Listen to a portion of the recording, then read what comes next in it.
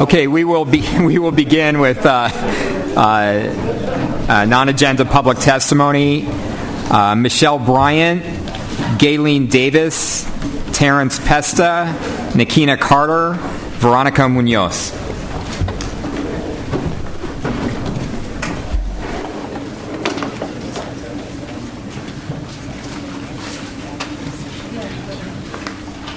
I'll also call up Lynn Murphy, Joan O'Hara, Tony Lamar Burks, and Cynthia Perez Pothier. If I've called your name, please speak. If I have not called your name,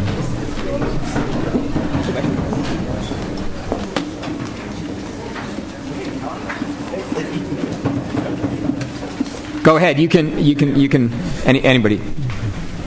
Dr. Burks, if you want to address us. I want to speak about the International Baccalaureate Program, and I have some concerns about that. I understand that the IBO has recently mandated additional instructional hours, and that the staff has considered that they're going to have to operate Saturday schools. And I'm very concerned about that, particularly considering that our school year has already been shortened by 5 days and may be shortened by another 7 days. I think that this IB program needs to be looked at very closely, and also I have concerns about the children having to pay $140 application fee to take the tests and $100 to take each test. There is a law which sends money to the district for IB, and part of that money is supposed to help parents so that they can pay for those very expensive IB tests.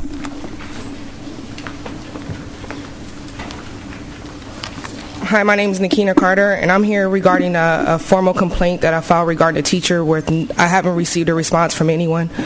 I filed a complaint regarding a teacher at Fulton by the name of Robin Logan, how she bullied my daughter. She was very demeaning to her. She was very mean to her. I've spoken in front of you guys before. I haven't received a response from you guys. I filed a complaint at the Board of Education. I've spoken with the superintendent. I'm just not sure what's going on. My daughter starts school in less than a month. She's scared. She doesn't know what's going on because the same teacher is going to be at the school, and I'm not sure what's been done. No investigation. No one's followed up with me. No one said anything regarding the situation, and I just would like a response, at least for my daughter to know what's going to happen at the school year next year.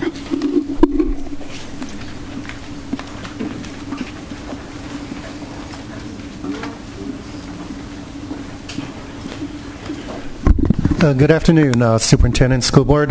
Terry Pesta. My address is on file.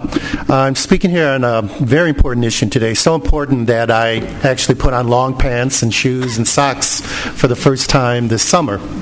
I'm a teacher at Valencia Park Elementary, and I've been there for 5 years, and I'm here to urge you to do everything that you possibly can to save the drama and dance program at Valencia Park.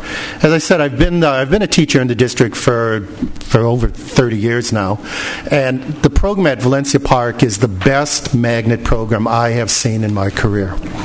The drama and dance teachers, along with the classroom teachers, do a fantastic job of just giving the love of the arts to our students, and I can see how the drama and the dance really helps the students in their academics. It helps the kids to focus. The drama productions help the kids with their reading, with their writing. They write plays. It keeps kids that might have a tendency to be getting in trouble. It keeps them on the straight and narrow so they can participate in the drama and dance. And actually the 4 drama and dance teachers that we have are a bargain, because if you look at the attached list of all of the productions that have gone on this year, the 4 teachers have spent an enormous amount of time after school and before school helping our students. Several meetings ago, Trustee Beiser mentioned, when you were talking about Oak Park and Crown Point, how the positions should have never been cut and how we need to focus on the arts. And I think the same situation can be said about the positions at Valencia Park. They never should have been cut in the first place. It's a dynamic program. I'm not sure how many of you have seen any of our productions, but we really would love you to come out. You did see our wonderful students perform here, if you remember, back in the spring, and they got 3 standing ovations. And that was just for a small part of all the talent that our kids have. It's a wonderful program. I urge you to do everything you possibly can to save the program, and I'm glad to see that it is on the agenda on H11, and if I can't finish everything I need to say, I'll be back then. But the amount suggested in H11 is a good start, but I'd love to see the whole program come back. Thank you.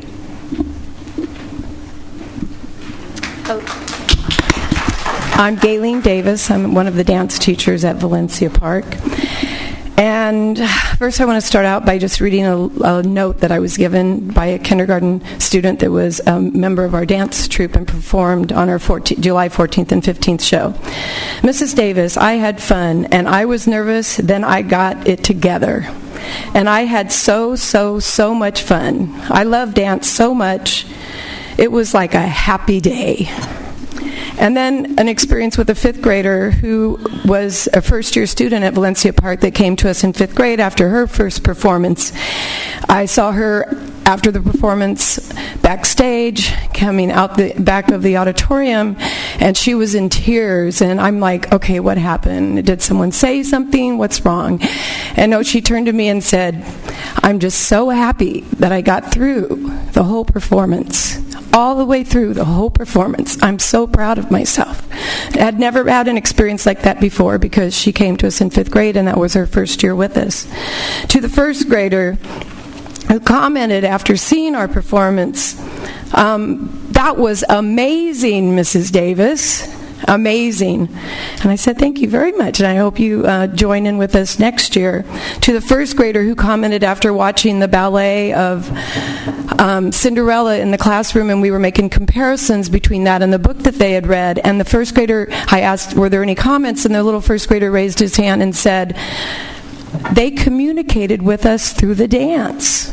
And I said, yes, they did. That's right. They can communicate through dance. A first grader came upon that in his own way, finding it, just watching the video and realizing that. The mother who said to me, my daughter never wants to miss school on Thursdays because Thursday is her dance day. And if she wakes up and she is even feeling sick, she says, no, I can't miss Thursday. It's my dance day. To the student who signed my yearbook saying, thank you for teaching me right from wrong. The students at Valencia Park learn much more than a sequence of dance steps or lines that they need to memorize in a play. The academics come to life for them in the classroom because we use dance and drama. They learn what a right angle is and how they're supposed to hold their arms in a right angle, or counterclockwise and clockwise, the beats and the fractions that are in music and in dance. And they also learn to be brave, creative thinkers that are proud of their accomplishments and ready to face the challenges that lie ahead of them. Valencia Park is not just a school, it's a family. Thank you.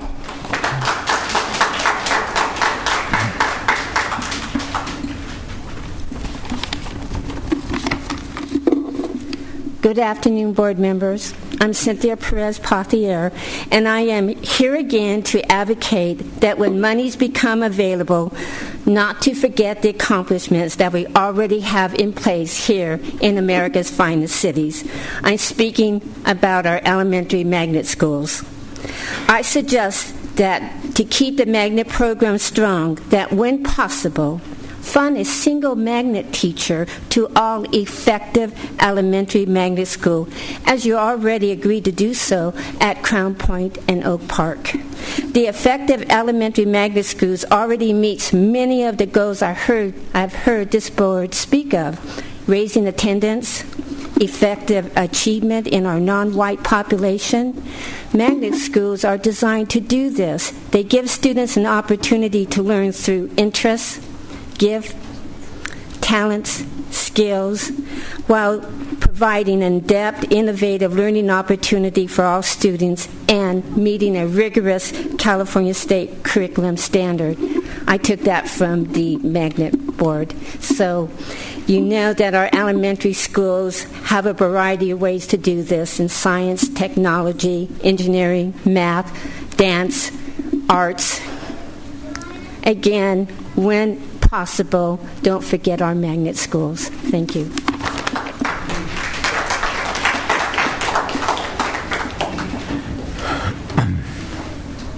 Hello, Joan O'Hara, President of CSEA Paraeducator Chapter 759. On July 19th, I missed the board meeting because I had a previous engagement, and I want to thank you all for putting them on videos because I do watch them.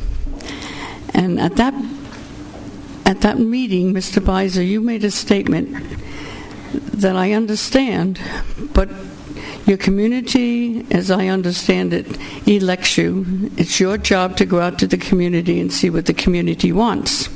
And I see that. What I see as the board's responsibility is fiduciary one. I know you had a small amount of money. What, $33 million is a small amount of money. I can't believe I'm saying that. But you chose to spend it. And at that meeting, it was like cavalierly said, well, we'll just have to fire more classified employees. Well, you know, we need our jobs too. We do our jobs. You've cut. I'm not sure how the schools are going to function. What I'm trying to say is that maybe you think there's a pot of gold in the rainbow. I don't even see the rainbow, to be perfectly honest with you. And I think you've made a big mistake in spending that money. I asked you to use paraeducators part-time, helping the kindergarten classes. When the money comes down, if you think this economy is going to improve by the end of December, I pray you're right, and I pray I'm wrong. I used to blame the state now for loss of jobs. If the classified people lose more jobs, I'm going to blame you. That's just how I feel about it. I expected you to be more realistic in your funding. I listened to this gentleman here in the back. He every week he tells you about the budget. Every week I hear gloom and doom, and every week you hear it's going to be all right. I hope you're right, and I hope I'm wrong. Thank you.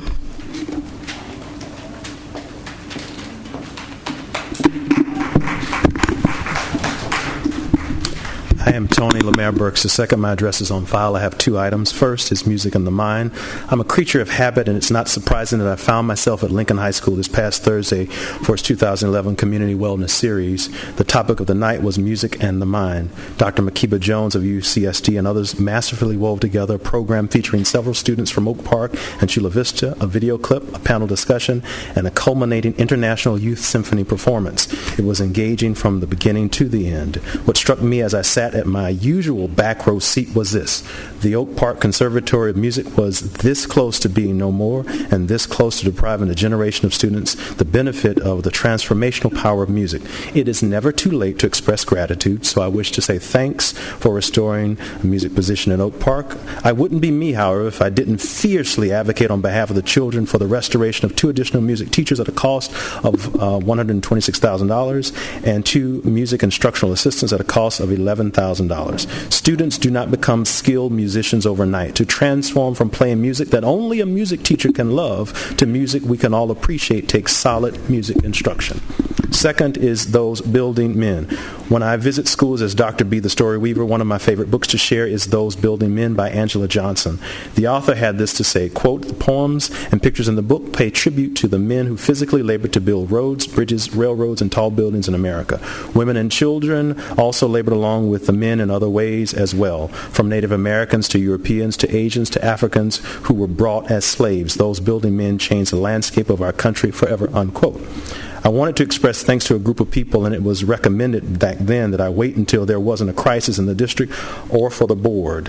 A crisis-free week or day simply isn't on the horizon. With that said, I'd like to donate a copy that I had promised to donate many months ago of Those Building Men to Fay Elementary School in memory of my grandfathers, Monroe Lee Potter, a carpenter and cook, and Timothy M. Burks, a bricklayer and preacher. I also donated to give honor to those building men and women who transformed Wing C of this education Education Center into an open, welcoming space for families and children who meet with area superintendents. Deputy Superintendent Phil Stover is a lover of the written word, and I'm sure he'll enjoy reading this first before he kindly sends it on its way to the children of Fay Elementary School. It is a gently used copy. Thank you so much.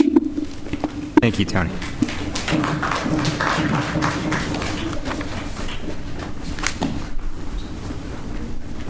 Okay, we will begin our meeting. Please stand for the Pledge of Allegiance.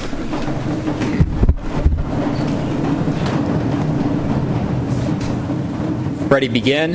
I pledge allegiance to the flag of the United States of America and to the republic for which it stands, one nation, under God, indivisible, with liberty and justice for all.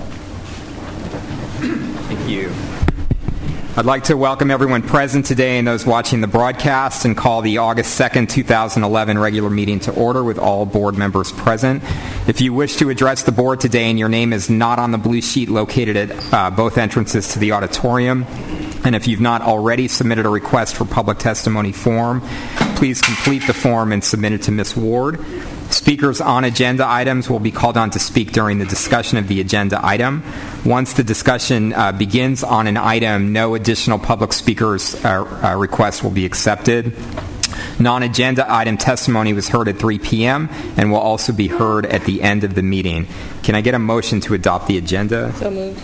I'd like to suggest an amendment to the agenda due to the large number of items on the agenda that we need to go through to postpone the operational expectation reports until September. Do we have a second to Dr. Evans' motion to postpone the OE reports? Yes. Second by Ms. Jackson. Any questions or comments? If we're going to pull items, do we do that when they come up or continue them, or do we... Well, he's modifying. He's just modifying the agenda at this point to right. It's, yeah. It's different. Yeah.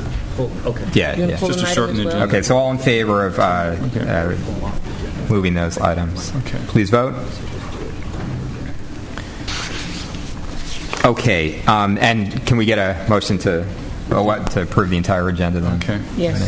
Okay. Okay. Please vote. Okay. We are going to move up item H9. This is a very important action that we're going to take tonight. This is a resolution recognizing Jay Powell. I will just read the resolution, and then Ms. Jackson will make the motion, hopefully. Yeah, sure. All right. So whereas Jay Powell has served as the executive director of the City Heights Community Development Corporation since April 1992, where Jay helped coordinate the Rebuild City Heights program, which uses the development and operation of affordable housing as a catalyst for neighborhood revitalization and resident economic uplift. And whereas the executive director, as executive director of the City Heights CDC, Jay was actively involved with and collaborated with the school district to design 4 new schools as part of Proposition MM, and to ensure that they were community-based, walkable, neighborhood cultural centers with accessible joint-use recreation facilities. And whereas Jay was awarded the prestigious Lifetime Achievement Award by the San Diego Housing Federation Board of Directors for his commitment to advancing the interests of the residents of City Heights and is responsible for enormous progress in the community. And whereas Jay is the parent of 3 children who attended San Diego Unified Schools, he's served on the San Diego Unified School District's District D Advisory Committee from 1998 through 2004, and the Advisory Committee for the Utilization of Excess School Property from 2000 to 2004. Whereas Jay promoted the Safe Routes to School improvements and City of San Diego policy change to include more signage and ladder-striped yellow crosswalks. And whereas Jay assisted with the coordination of National Walk to School Day and completed a comprehensive City Heights Walks to School study and report, engaging hundreds of parents, teachers, principals, and students in City Heights schools. And whereas Jay established an annual scholarship awards program for high school graduates seeking education opportunities, now, therefore, be it resolved that the San Diego Unified School District Board of Education recognizes and expresses its appreciation and thanks to Jay Powell for his many contributions to the City Heights students, parents, and community members. So moved. Second. All in favor? I'm it. Any comments, Ms. Jackson? Well, Jay, it's been a very interesting time, and I, recognize that everybody has a transition, but I really want to thank you for all that you have done. The walks have been wonderful, and we've had input from all over the city, and it has spread. It started there in City Heights, and it went from a few schools to well over 40 schools, and hopefully continue to grow. So I just really want to thank you for all that you have done for City Heights. I mean, other things as well, but I know we really connected on that walk to school. Yes. Safe routes. Mm-hmm. Yeah.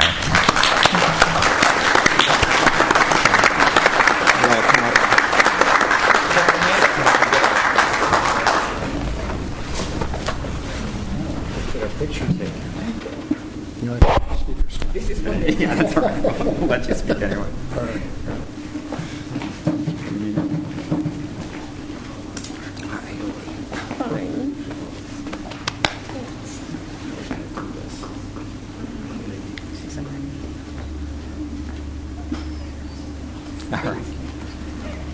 All right, Jay, you got 3 minutes. Thank you.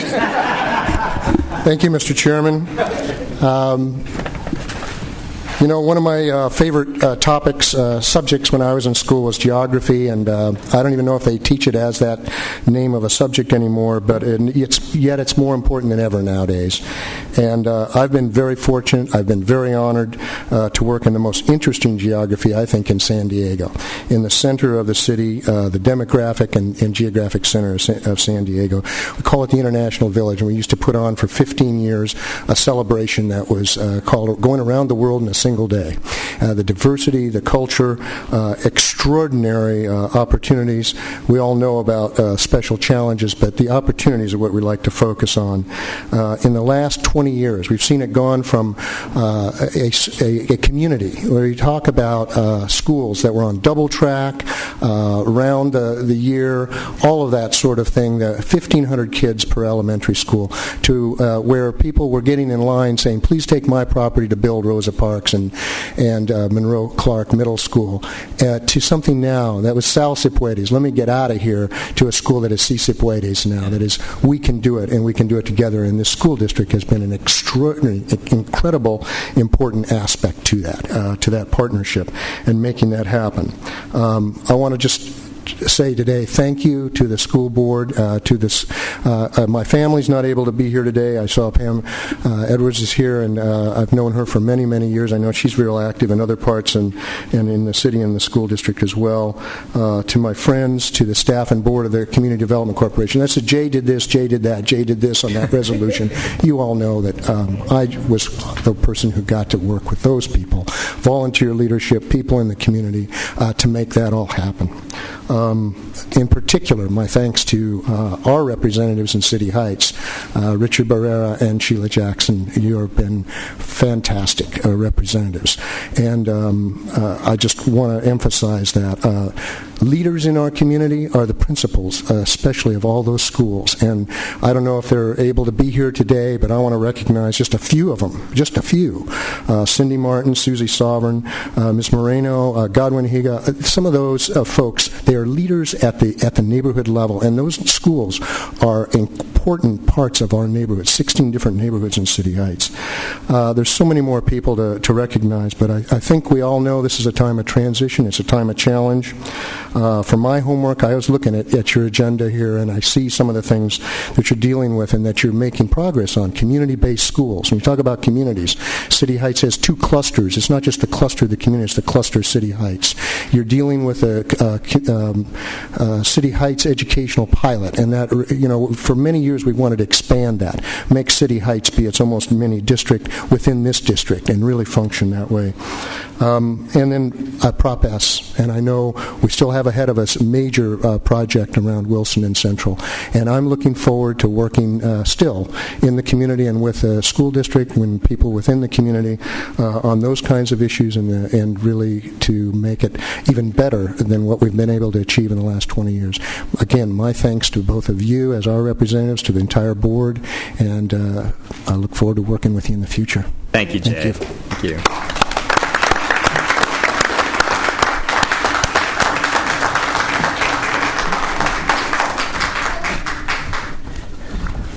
Okay, we'll move on to the superintendent's information report, and I know we've got a statement from our general counsel to begin. Thank you, President Barrera. I just wanted to indicate to the board and to the public that the board has received legal advice from me in closed session concerning board member Jackson, who was not present during that session. The board took no action, and I also was asked by the board to provide a following statement. First of all, as to the residency of an elected official of this district, the determination of that status of that elected official resides in the California Attorney General's office and is not within the jurisdiction of this district or my office. Secondly, as to any reporting or disclosure requirements concerning income or other items that are required by the Political Reform Act, that jurisdiction resides in the Fair Political Practices Commission, the California Attorney General, the San Diego County District Attorney, and the San Diego City Attorney's Office.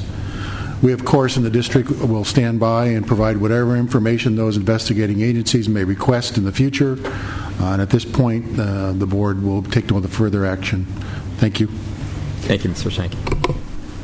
Superintendent. Thank you, President Barrera. I have a number of management appointments to announce. Joseph Austin to principal at Joyner Elementary School. Jennifer Roberson to operations principal at San Diego High School Complex. To Sue Weir, Director, Payroll, and Kristen Owens to Manager, Position Control and Financial Reporting. In addition to the announcements of appointment, I have a handful of comments, even though it's midsummer now. A couple of items. School visit out to Jefferson Elementary after the school had closed.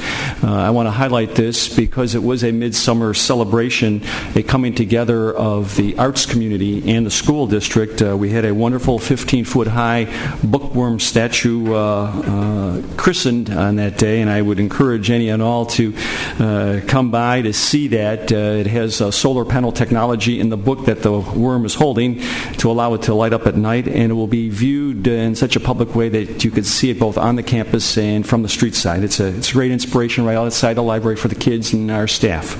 A couple other items quickly. We did have a senior leadership retreat of all the area superintendents and other key members, business and academic leadership this past month. Try to focus on the year behind, the year ahead, some of the priorities that we want to focus on and share with the board. And we're committed to trying to get together about every 2 months or so, part of the day, to review where we are, critical cycles of the year, so that we are being very focused and working with our principal and campus leadership teams in that way.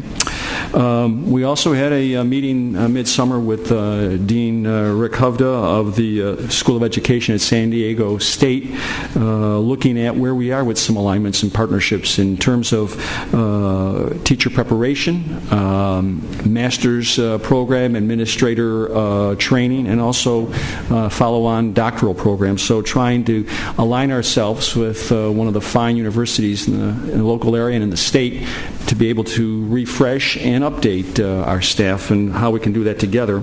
And then I think Jay Powell was very timely. I did attend, along with President Barrera, a gathering of the Hoover Cluster over at Price Charities to talk about that broader vision and exactly what the focus is, what to call it, with elevating academic performance for all the kids in the City Heights area. We did that last week on the 25th of July, and there's a whole lot more to follow. I think there's an energy in the City Heights area that we really got to take advantage of right now. And the very last thing I have is we held our second annual Special Education Institute at Lincoln High School. It was a couple-day affair, 26th to the 29th of July. What I'm very pleased about, even though we are in a vacation time frame, well over 400 administrators, teachers, counselors, parents all came together, some 50 school teams of all of the aforementioned, to talk about how to work with kids, both disabled and non-disabled, in a healthy, welcoming campus environment. And we were building on last year's good work, trying to look at how we want to go forward in September. And this is back to creating an equitable learning environment for all children. So a number of things still going on despite people coming and going on vacation. Thank you, sir. Thank you, Superintendent. Board information reports. Mr. Barnett. I'll pass. Ms. Jackson? Just very briefly, I have scheduled a community forum on Title I on August the 24th at 6 to 8 p.m. at Porter South Auditorium, and we are just discussing and educating the community more about the Title I funding and its uses. I also want to thank the Council President, President Young, and the City Council today. They recognize August as the Pizzazz New Era Back to School Conference Rally and Festival, which takes place a little bit later this month. And I thank him because we partnered up with him, the Unified School, well, Councilmember Young and myself, as well as several teachers and staff in the Unified School District. And a few years ago, we were only giving out 300 backpacks, maybe 100 in attendance. Last year, we had well over 3,000 people that came. And what makes this a very good and strong program is the people that come in the morning go through workshops. The children on workshops, the parents on workshops, and they're learning how to function better in our educational system.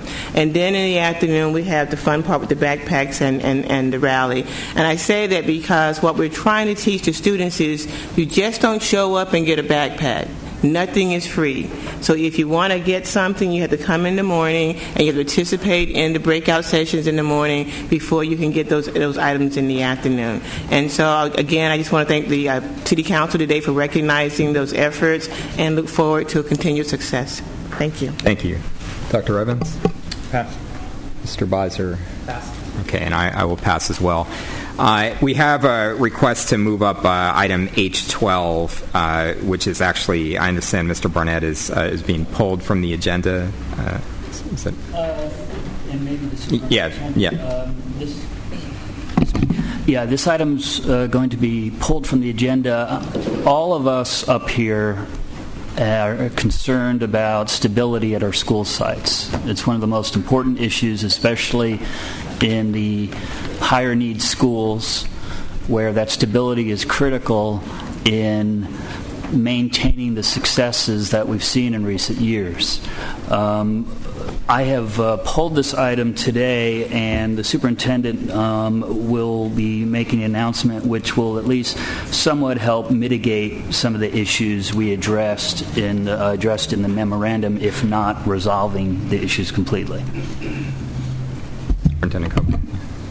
With board direction, we're going to recall 100 of our class size reduction teachers to continue on with the restoration of the board's top priority for class size teacher staff, our student ratios of 24-1, with the exception of the 20-1 at the 29 high needs schools. Okay. Thank you. Thank you, Mr. Barnett. Okay, we will move on to the superintendent's consent agenda. Does any board member wish to pull any of the items from the consent agenda? We've got a speaker.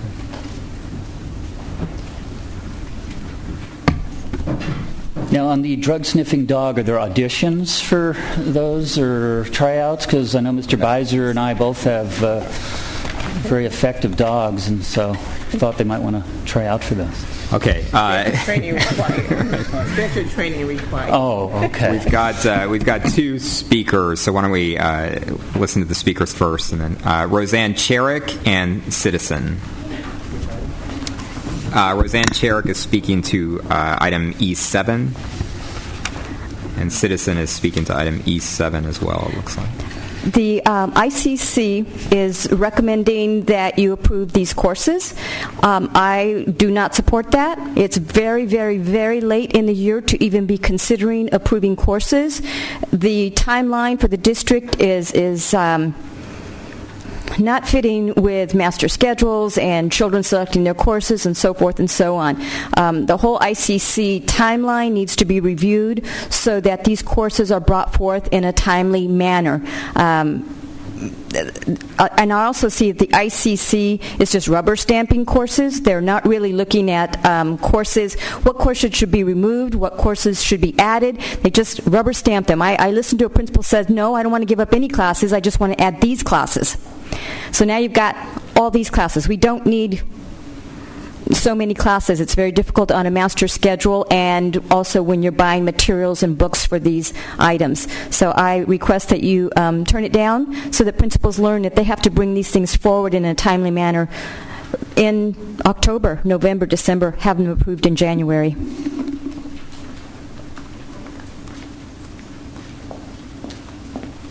I'm Roseanne Cherrick. I teach at Claremont High School, and what our superintendent just mentioned a few moments ago ties right in with our request that we want to the vision is to see equal access to an entire school experience for all our students.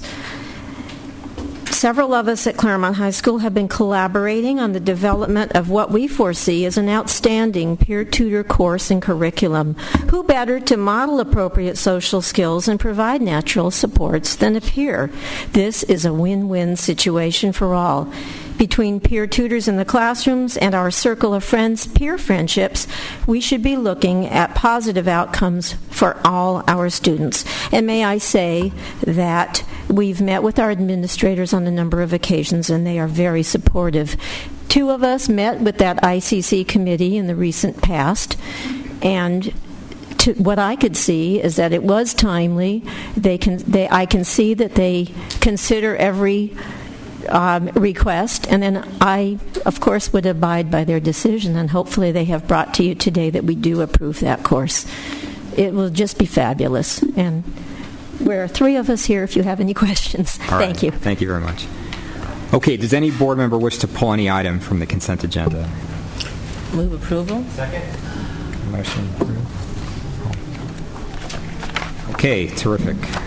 Let's move on to item F1. So this is the consideration of the revocation of the charter and petition for Promise Charter School. We have some speakers. First, we need a motion before the speakers. You want a motion before the speakers? Yeah, right. That's fine.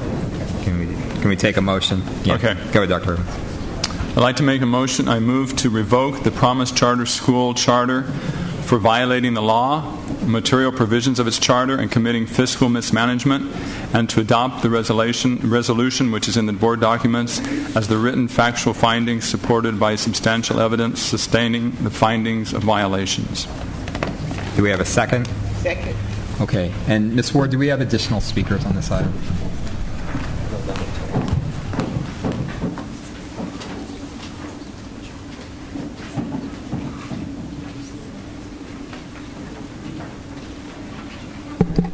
Okay, I'll call up Julieta Juarez, Miguel Torres, Citizen, Lisa Kaur, and Guadalupe Rivas, and I'm going to limit it to 2 minutes apiece.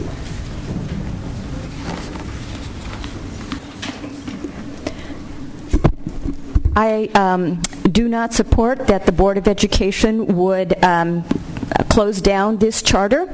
Charters are a form of choice for parents. When you close down charters, especially based on what I read, I didn't think was adequate to be closing a school, you're closing down choice for parents. Those parents have a choice now. They can go to the charter or they can go back to public schools. Closing this charter is not going to change those choices for those parents, but it is going to limit choice for other parents that may consider wanting to enter charter schools. I think this is a very slippery slope for this board to go down. You start closing all the charters and you close down parent choice. It does mean that you guys get more students, so you guys get more ADA, so you can hire back more teachers, but that doesn't help parents that are looking for choices out there.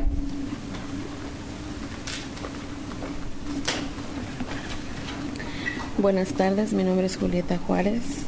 Tengo 9 años en Promise Charter School. I've been at Promise Charter School for 9 years.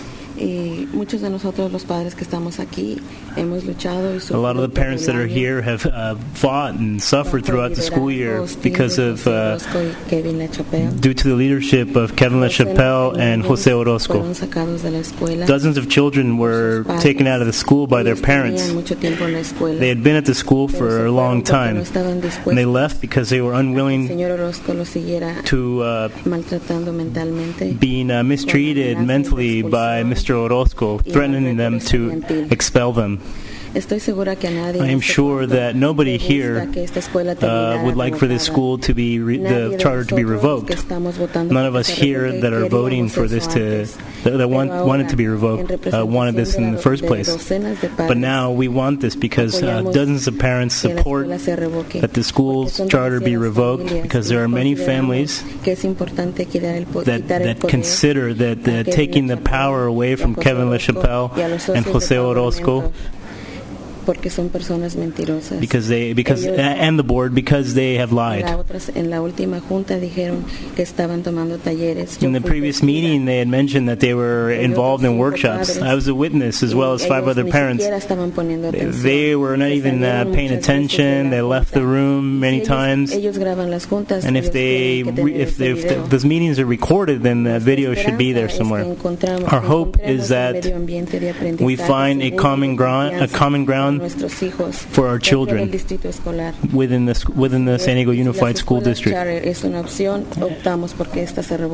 So we opt that the charter be revoked. We are with the board, and we approve this difficult decision. We trust that the experience that we went through will help you with other charter schools within San Diego Unified School District.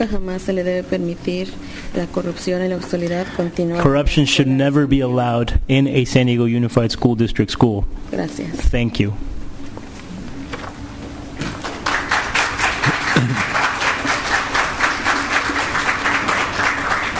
Hi, my name is Guadalupe Rivas. I had 2 kids at Promise. I was at Promise for 6 years, 2 years as a board member. I'm speaking in supporting the San Diego Unified Board motion to revoke Promise Charter. This has been a long and difficult year for all of us. It was last September when I first realized that the new leadership of our school, who illegally took power for parents, teachers, and our community, was going to run our school into the ground. Things at Promise got worse through the fall, and we brought our issues directly to you in January and February of this year. Your actions and the actions of the Charter School Office are to be commended. We know it has not been easy or cheap to conduct your investigation and to spend countless hours trying to fix the many problems at Promise. But the Promise Board and administration have proved that they do not know how to run a school and that they should not be trusted with the future of our children. It is with the great sadness that we ask that you revoke Promise Charter and work with us, with our community, and find a place we can trust with San Diego Unified School. We thank you for all your time and effort, and we hope the lessons that we have learned from Promise will guide future policies and help all of us who believe in charter school to make sure the kind of corruption never happens to another charter school community. Thank you.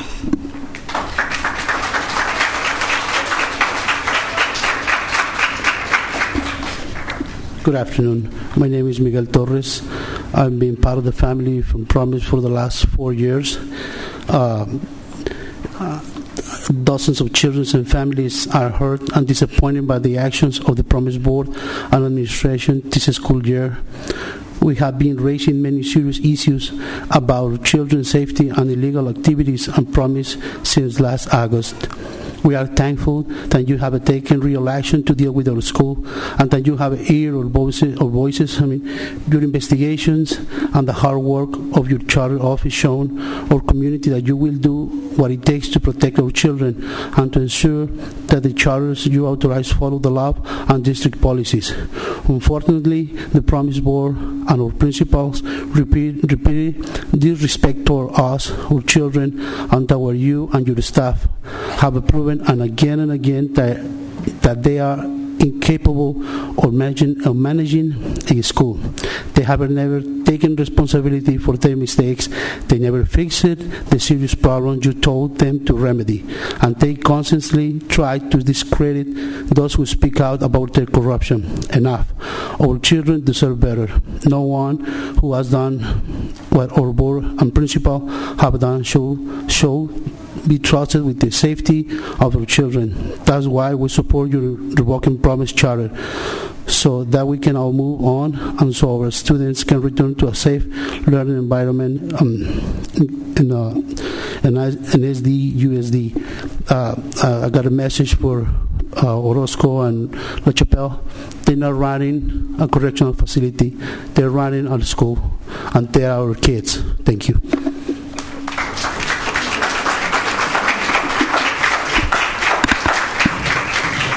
Good afternoon. My name is Lisa Kaur with Middleton Young and Minnie, here today representing Promise Charter School. Out of 34 demands of the district that were in the tentative agreement reached in mediation, Promise Charter School Board has agreed to 32. That is 94% agreement. We have no doubt that if we had more time, we would close that gap and reach a mutually agreeable resolution. The two remaining points relate to board composition and the title and duties of the school administration. As to those 2 points, Promise Charter School has addressed the district's major concerns in both areas. Promise has agreed to a fully democratically elected board, unique amongst San Diego charter schools, and by doing so, Promise asks to transition 2 of the parents' positions at the end of the next school year, this current school year, 2011-2012, instead of immediately, thus making a smooth transition for the school, staggering board membership for a more viable board operation. And the school has agreed to limit teacher supervision, employment, and evaluation to solely the role of the credentialed administrator, the director of instruction. With those concessions, Promise has addressed the major concerns communicated by the district. With 94% agreement, an 806 API score, and a 10 similar schools rank, we are hopeful that you will direct staff to work with Promise to bridge the remaining divide. Promise only has 1 year left on its charter, and therefore you lose nothing by allowing the school to remain open. On the other hand, the parents and students who choose Promise gain an enormous amount, a choice in education at this late date, allowing a smooth transition if necessary next year. We hope that you will work with us and direct staff to work with us to bridge that remaining divide. Thank you for your time.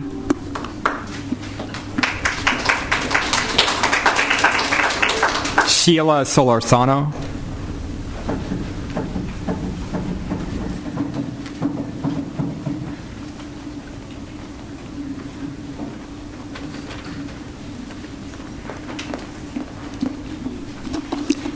Good afternoon. My name is Sheila Solorzano. I have come before you many times, but today I am here to plead with you one final time. Promise is a great school, a gem in the Chollas community. It has been on a great trajectory, scoring above all schools in its surroundings and other schools similar to it. Promise only has 1 year left in its charter.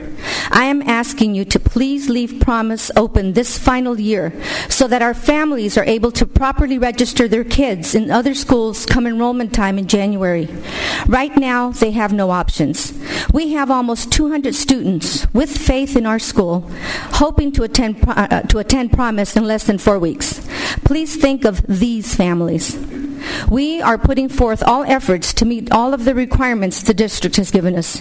Only 3 out of the original 9 members of the governing board referred to in all the alleged violations are being asked to remain. 3, not over 50%. We had elections and we added 2 more parents. So it would be 4 parents and 1 community member as of right now. As co-administrators, we are addressing all district concerns about having a credentialed, experienced administrator in charge of the educational program and the credentialed teachers. Many families depend on you and your wise judgment. I plead you to vote against the revocation today. Thank you for your time.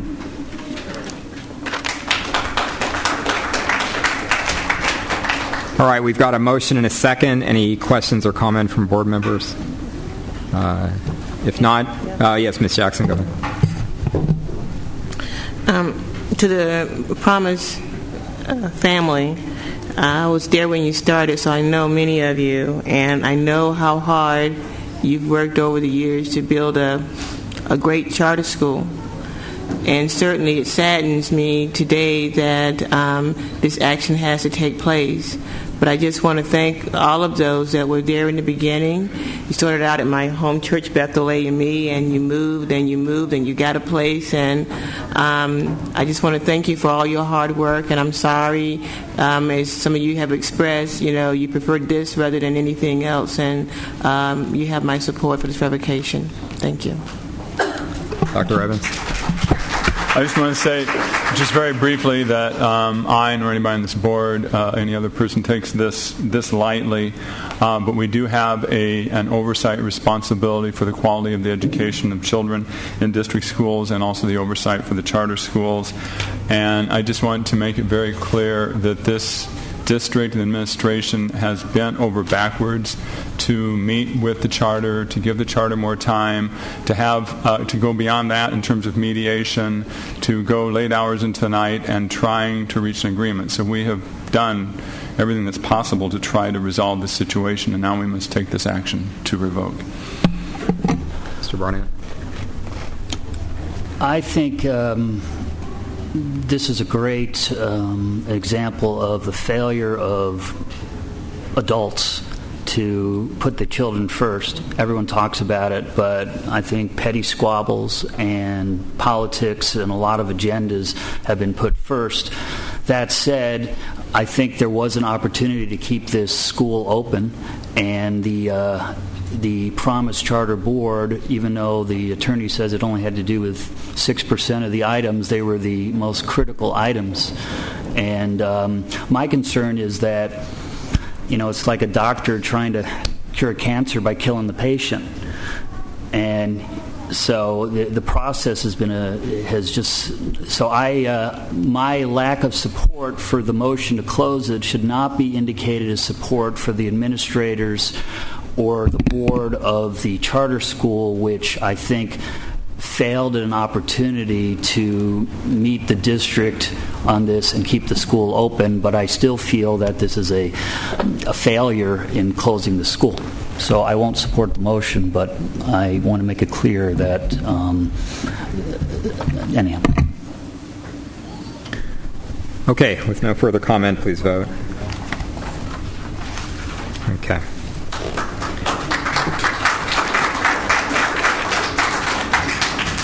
Move on to item F2, and this is the selection of a charter school to be located at the downtown library. Move approval of staff recommendation. Okay, we've got a motion to approve staff recommendation and a second. Superintendent Kobud. Okay, President Barrera, we had a application process as directed by the board to identify the charter school proposal that would best fit for the new central library. Moses Aguirre from our charter school office helped to spearhead that review process, and he's here to make a brief statement of recommendation for board consideration.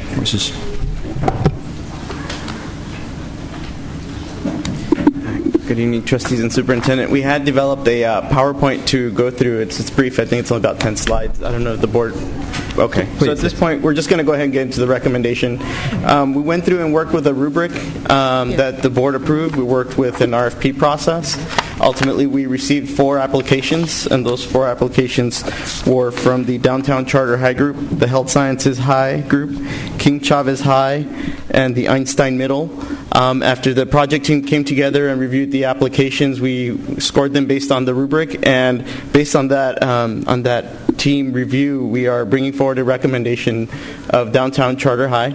If the board desires additional consideration, we also the group considered that the Health Sciences High Group was also a very strong application. So those are our recommendations. Great, thank you. So we've got some speakers: Tim Wolf, Teresa Tinkle, Jeb Hubbs, Alberto Ochoa, Linda Legretti, Carlos Legretti, and Mel Katz, and we'll limit it to 2 minutes per speaker. Tim? Yeah.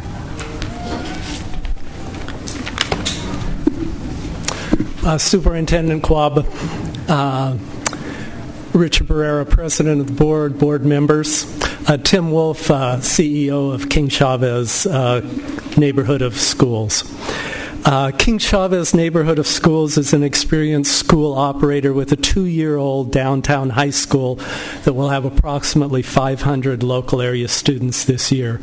The program also meets the criteria as a dual outcome program in which high school students not only meet the A through G requirements in preparation for college, but have internships in a particular vocational area of interest. We have established partnerships with a myriad of downtown and city businesses already and government offices, and our students have already been a part of the city business culture and government process. Our school boasts a 93% attendance rate, a phenomenal rate for any high school. We have struggled to find a downtown facility, as evidenced by our agenda item that's coming up, where we need to go to multiple facilities because we have not found a single facility. It was somewhat surprised to us that a recommendation has already come forth. I would like you to consider giving us time to meet with you to discuss the King Chavez High School request for the downtown library site. According to your original communication, the decision for the site was to be made in September, and we reserved the month of August to meet individually with you and to be able to share our test score data for this year that is just coming out. We would appreciate that consideration and appreciate your consideration for us, for the King Chavez High School, for that library site. Thank you all. Thank you. Dr. Ochoa, if I've called your name, please go. Board members and Superintendent Coba, I'm Alberto Ochoa, live in zip code 92111. I'm here to urge your support for downtown Charter High. We feel that the proposed charter provides a very innovative and academically rigorous curriculum for our local students, specifically in the San Diego High feeder pattern. Of interest to us is that the San Diego High attendance area, over 52% of the students last year opted for a different school experience outside of their community. We believe the Downtown Charter, for the first time, provides a local opportunity for a school that is designed to emphasize the rigorous academic curriculum of the A to G, the STEM curriculum, as well as the arts. We are proposing over 500 students to be housed at the San Diego Library that promises to be a local, regional, national, and international charter. With all professions available in the downtown area, the power of forming a viable and innovative partnership with professional communities is part of our vision to offer our ethnically and linguistically diverse students with access and equity of opportunity. And I'd like to emphasize the important point, the right to equity opportunity in our local community. I urge your support to make quality a choice for our local students. Thank you.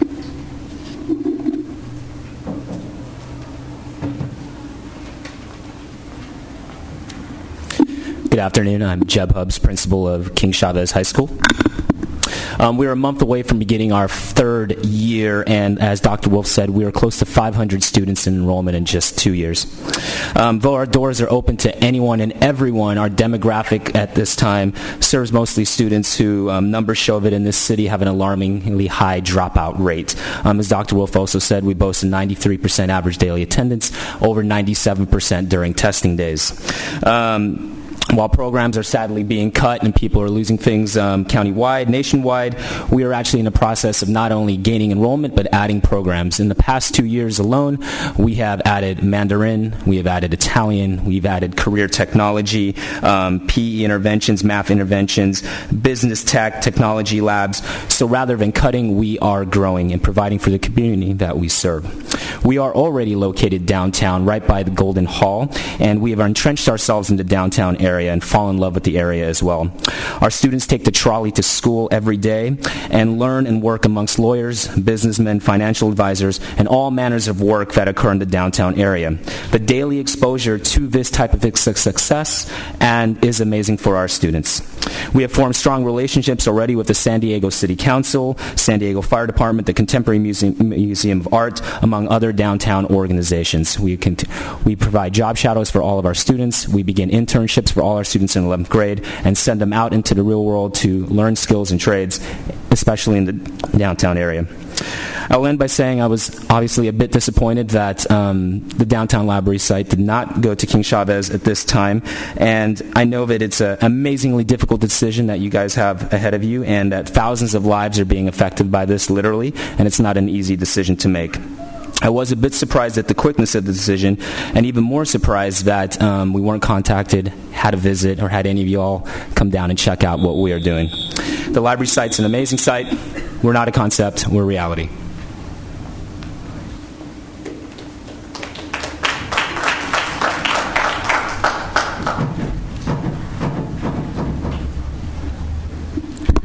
Good evening, honored school board members and Superintendent Coba.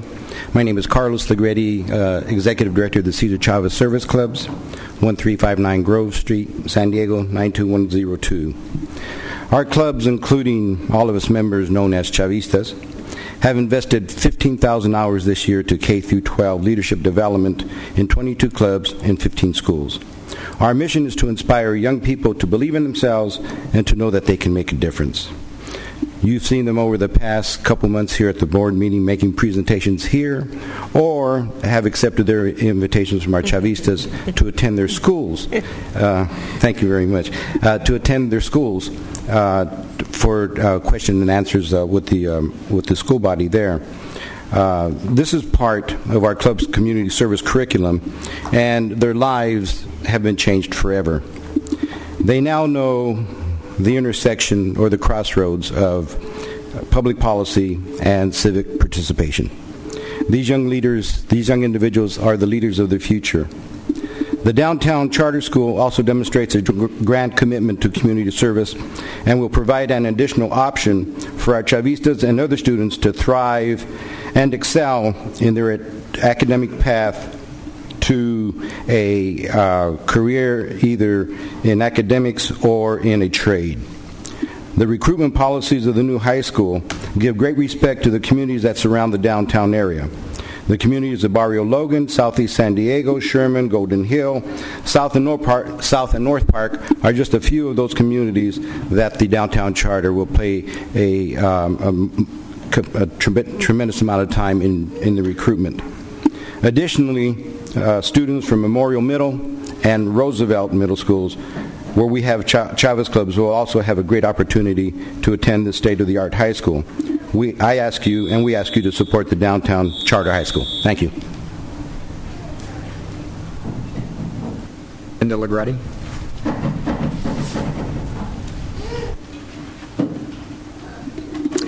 Good afternoon, or evening, I guess it is. My name is Linda Legretti. I'm also with the Cesar Chavez Service Clubs, and I'm here today to talk on behalf of Downtown Charter High. You know, usually, especially in the last couple of months, when we've come to the San Diego School Board meeting, I'm sitting in one of those seats boasting while our Chavistas come in and talk to you about something they so passionately believe in. It's called advocacy. One of the things that we're teaching in our schools, whether they're Chavistas or non-Chavistas. So what I was going to say is part of what Dr. Ochoa said, part of what Carlos said, and actually part of what the other two gentlemen said. I mean, it's sort of nice to be in an area, and you guys have a hard decision to make in front of you. It's sort of nice to be in an arena with applicants who are so worthy. But I'm here to talk about Downtown Charter High because I can tell you that of the many schools that I get to coach, Memorial and Roosevelt are only two amongst those. And while I don't have a degree in child development, and while my degree is not in public education, I can tell you that my last 10 years of working side by side with these Chavistas, you give a kid, I don't care where they live, the same opportunity in a public school, in a charter school, where they have the kinds of amenities that the downtown charter high school will supply, and these kids will surprise the hell out of you. They're smart, they're ready, they're eager, and we think that the downtown charter high is the place for them to be. So thank you. Mel Katz, Matthew Goldberg, and Laura Andrews.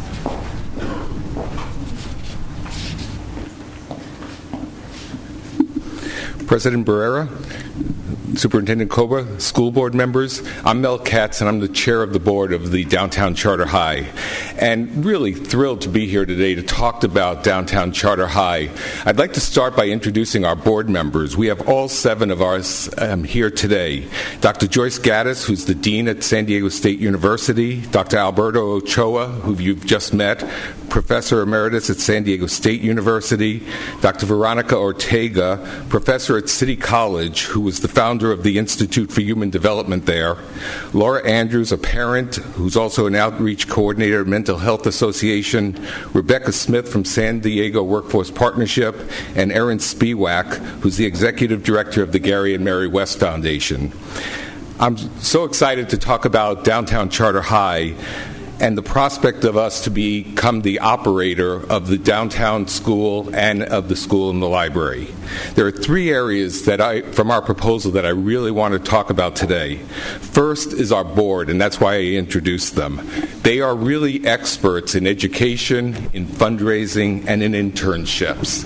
And I really feel that that is a key thing for a new charter school is the board of directors. In addition, we would love to have your board appoint 2 more people to our board, and also the city council to appoint 2 people to our board, so we would have an 11-person board.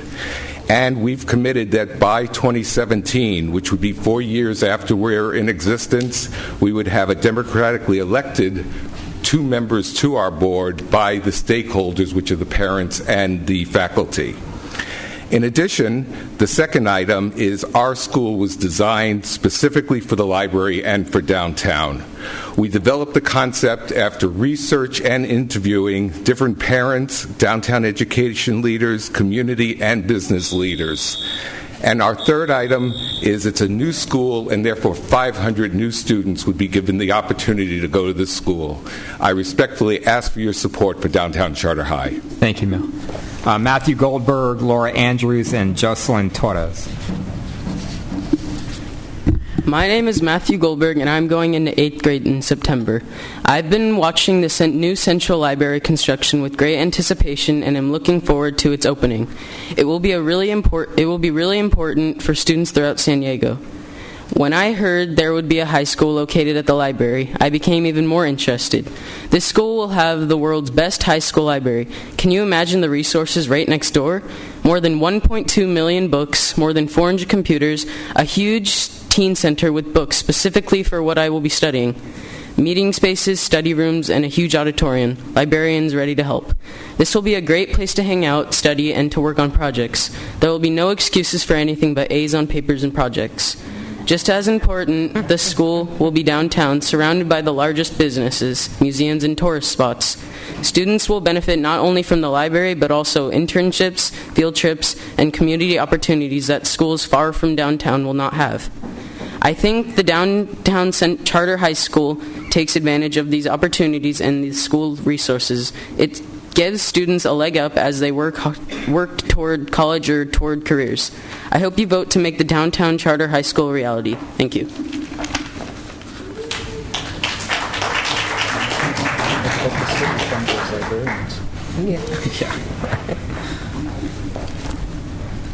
Good evening. My name is Laura Andrews. I'm the parent of 3 young men, one which is out here, Matthew Andrews, my middle child. I'm a parent, community advocate, one of the board members for the Downtown Charter School, and also a neighbor to the downtown new library. Now that my family and my son, now that I and my sons have experienced the journey from elementary school to high school, we've came to the same conclusion that most of our community members have came to in the past, which is there's a lack of high schools in our area. We have very few, and obviously there's a need for more. The primary reason in which I request that you select Downtown Charter School for the space in the library is that there's recognized and proven facts data to show that there is a need for additional high schools within an area, and not just a high school, a standard high school, but a state-of-the-art high school with state-of-the-art staff and state-of-the-art partners. I saw a quote in Washington, D.C. last week that really resonated with me from JFK, and I'd like to share it with you. It said, "All of us do not have equal talent, but all of us should have the equal opportunity to develop those talents." And all I ask from you is that you create more chances for our students in our communities for equal opportunities to provide more high schools within our area, and just discourage the idea of using space to just move other schools around. Thank you. Jocelyn?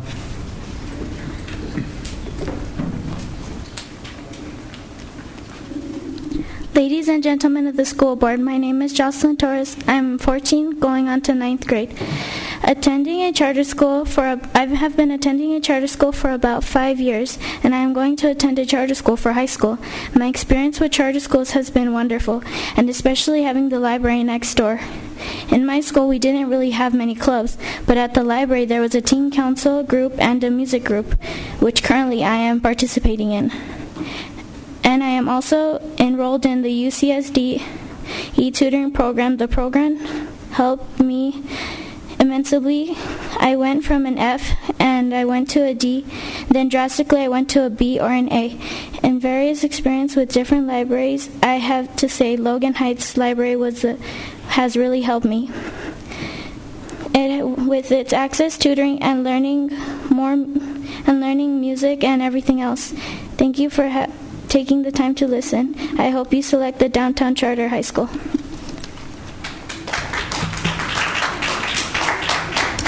Okay, we've got a motion and a second. Board questions or comments? Anybody?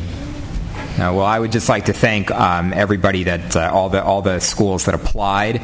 I know it was a very strong pool of applicants, and we're going to have a great school in the Downtown Charter High School. And I really thank you for your strong proposals.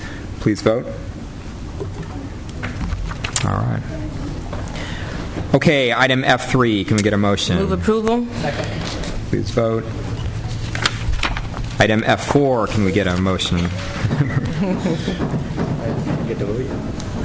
What's that? I didn't get to vote yet. Oh, please go. But Winston Churchill said never. You vote. Okay. Very good.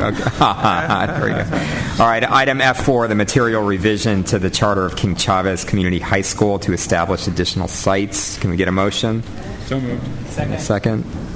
Any comment? Please vote.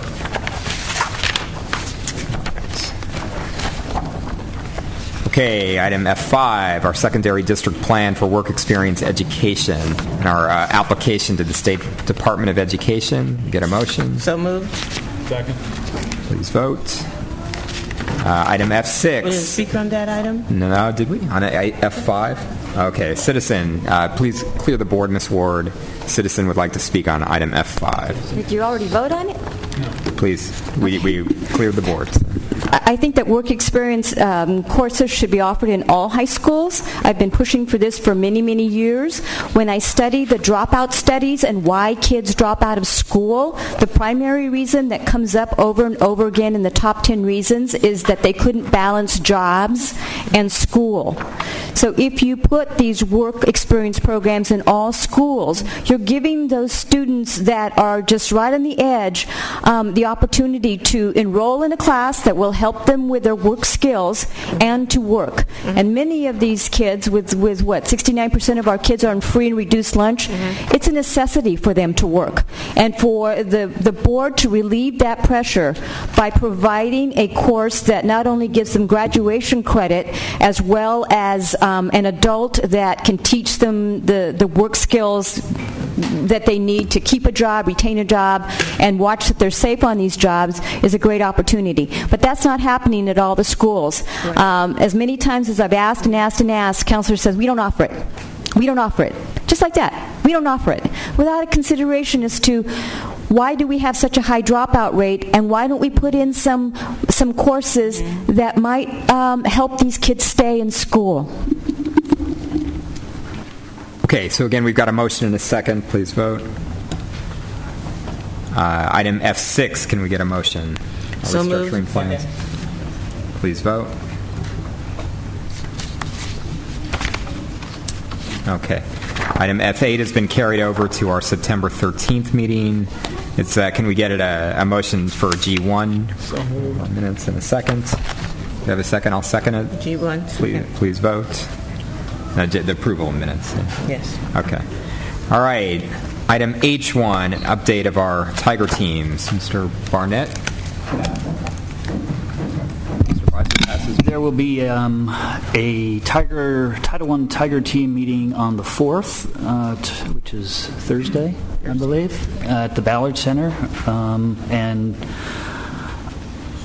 there will be presentations in September by the Title I Tiger team and the VAPA Tiger team, and then in September we anticipate forming new Tiger teams. Okay. All right, thank you. Item H2, Dr. Evans, a report on our superintendent evaluation. Okay, the board has completed an evaluation of the superintendent. The superintendent was hired 1 year ago. There was an initial evaluation in January 2011. We have set up a cycle of evaluating the superintendent from January to January, so this is an interim evaluation until he completes the full year from January to January 2012. To understand this, the evaluation of the superintendent is synonymous with the evaluation of the functioning of the district. And the board policy is that every employee in the district be evaluated for his or her jobs on a regular basis. And this is what we're doing with the superintendent, evaluating him on the performance of the entire district. For this interim evaluation, we focused on, there's 12 operational expectation areas. We focused on 5 of them, which are instructional program, democratic engagement of stakeholders, personnel administration, financial planning, and financial administration. I'll just mention each of these briefly. First of all, in terms of the instructional program, we set out that the instruction should be based on standards that meet or exceed state and national standards, and we effectively measure each student's progress on an individual basis. The board notes significant progress in this area. Many programs are in the development stage, including the goals for student achievement, A to G, Prep Career Tech, African American Blueprint, and many others. The district is setting high standards for all of its students and is beginning to develop a means to measure and monitor the progress of each student. For the annual evaluation in January, the board would like to see specific plans and clear metrics in the following areas: biliteracy, second language for all students, implementation of steps for A to G, increased access to AP and community college courses on the high school campus, and steps to move out of program improvement, particularly for English language learners, and narrowing the achievement gap, as well as the GSA2 dashboard, processes for classroom administration, and achievement metrics for the accountability of area superintendents. And also the district's developing 5-year strategic process for quality schools should revolve around our instructional program. There are a few other areas. First of all, democratic engagement of stakeholders. The direction is to develop a cluster management strategy that will be supportive of clusters in the improvement of schools. The board recognizes this has been a major policy development in the district, and that the superintendent has much to do to move this forward. However, our expectations in this area are very high. One of the leading improvements so far has been in the area of K-12 or pre-K to post-12 integration. Site-based budgeting was implemented reasonably successfully this year because it had to be done in a very rapid manner, and so we need to continue working on that. And the superintendent and staff now need to develop a clear process for cluster council governance. The other area is personnel administration, and this is an area in which the superintendent and the board both agree that the district is not in compliance currently and will be addressed in the annual evaluation. Changes in the HR department have already begun. Labor relations will also need to be given high priority. The gap between the leadership level and the ground level needs to be reduced, and we need further clarification to find out if the improvements in personnel administration can come about through improved leadership, or to which extent, and also through infrastructure improvements in terms of technology. And the staff has already been directed to conduct an audit of all positions within the district. Furthermore, in a time period when the district is only rarely hiring teachers and other staff, planning needs to begin on an improved recruitment process and specific programs to develop new employees once we do begin rehiring. The next two areas regarding finances. The board gives high marks to the superintendent for the hiring of the CFO, who's brought much needed stability and greater accuracy to our financial planning. We need to take lessons learned this year and apply them to the next budget cycle with regard to site-based budgeting and the entire budget process. The process needs to present clear choices to the board so that it can make decisions based on its priorities. And finally, in financial administration, the board gives its highest ranking in this area. With the new CFO and his team, there have been great improvements in financial administration, including monthly reports on budgets versus actuals. It is expected that these improvements will move even further to strengthen the infrastructure to prevent any misspending at the school or department levels. In terms of the superintendent personally, the key strengths have included instilling trust and maintaining integrity within the district community. He has an excellent reputation for accessibility with stakeholders. He is a strong listener, an empathetic learner, and his relationship with the media has enhanced the district mission. He has facilitated positive change in such departments as finance and Proposition S administration, and has been very supportive of changes in the instructional program. We have similar expectations for him this year in human resources. The superintendent also needs to continue to pay attention to his key role in balancing the academic and the financial operations. He also needs to clearly articulate to the staff and to the public exactly what are the San Diego Unified Community-Based School Reform, the 2020 vision, and the strategic process for implementation. We appreciate the superintendent's several years of service to the district prior to becoming superintendent and congratulate him on his accomplishments in his first 12 months as superintendent. Thank you. Superintendent, did you want to comment at all? My only response would be to thank you for providing the model for evaluation, and I think we've certainly signaled to all of the staff in the community that we're all held accountable. We all need to have an evaluation that's honest and straightforward. Recognize that we've come a long way this year as a collective, the board, myself, and the senior leadership team working with the campuses and the community. We have our work cut out for us, but we will do so. We'll rise to the challenge, and I appreciate the honest feedback from the board. Thank you. Thank you, Superintendent, for your leadership, and we don't expect to see you around this building for the next couple of weeks. It's called a vacation. Keep that in mind. All right. Let's move on to item H3, a motion from Dr. Evans on board memberships and legislative advocacy. Right. Well, there are two parts of this. One is in terms of the board participation in lobbying in Sacramento and Washington and the conferences that are associated with that.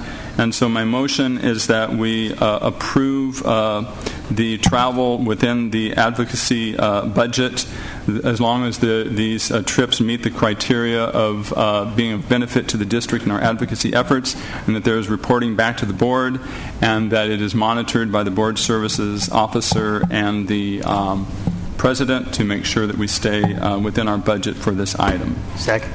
That's the first motion. Okay, we've got a motion and a second. Okay, any comments? If not, we discussed a lot this morning. Please vote.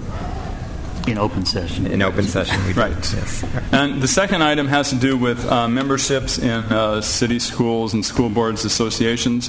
My motion is that we remove, we have a list of 4, Council of Great City Schools, California School Boards Association, San Diego County School Boards Association, and National School Boards Association.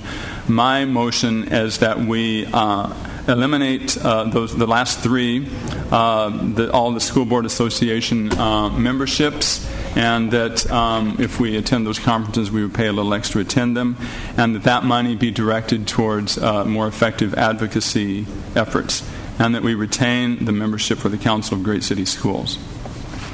Okay, we've got a motion. Is there a second? I will second that motion. I will speak discussion? against the motion, and I will recommend, if this motion doesn't pass, that we eliminate membership in all 4 organizations and that we direct staff to use those funds for developing a more focused legislative advocacy and communication plan for the district if this motion were to fail. Ms. Jackson? I know it's been a lot of time this morning discussing this motion, discussing our membership, and I have great concern. I can't support the motion because of everything that we're not going to be part of is board members at associations. I mean, the ones that we're saying, the Council of Great City Schools is a joint between administration and boards. And so I have a concern that the ones that we want to eliminate are the ones where board members would actually go to get information. So I can't support this. If we're not going to be part of Board Members Association, then we should be part of any associations. And the money should go to strengthen our resolve in other areas. Okay, I'll speak in favor of the motion. The reason that I support maintaining our membership in the Council of Great City Schools is we don't have a staff member in Washington, D.C. We've got an incredibly effective staff member in Sacramento. I agree. But there are big decisions, that affect our district that are being made in D.C., and the work that Bernie Reinerson is able to do with the staff of the Council of Great City Schools is, I think, a cost-effective way for us to maintain, a presence and an ability to advocate on federal decisions. So I would support maintaining membership in the Council of Great City Schools. Okay, with that said, we've got a motion and a second. Please vote. Okay, that motion passes. Okay, and you've got a second. I'm sorry, that was the second motion. Okay. All right, Ms. Jackson, you've got an appointment H4. 2 of us. I move approval of H4. I second.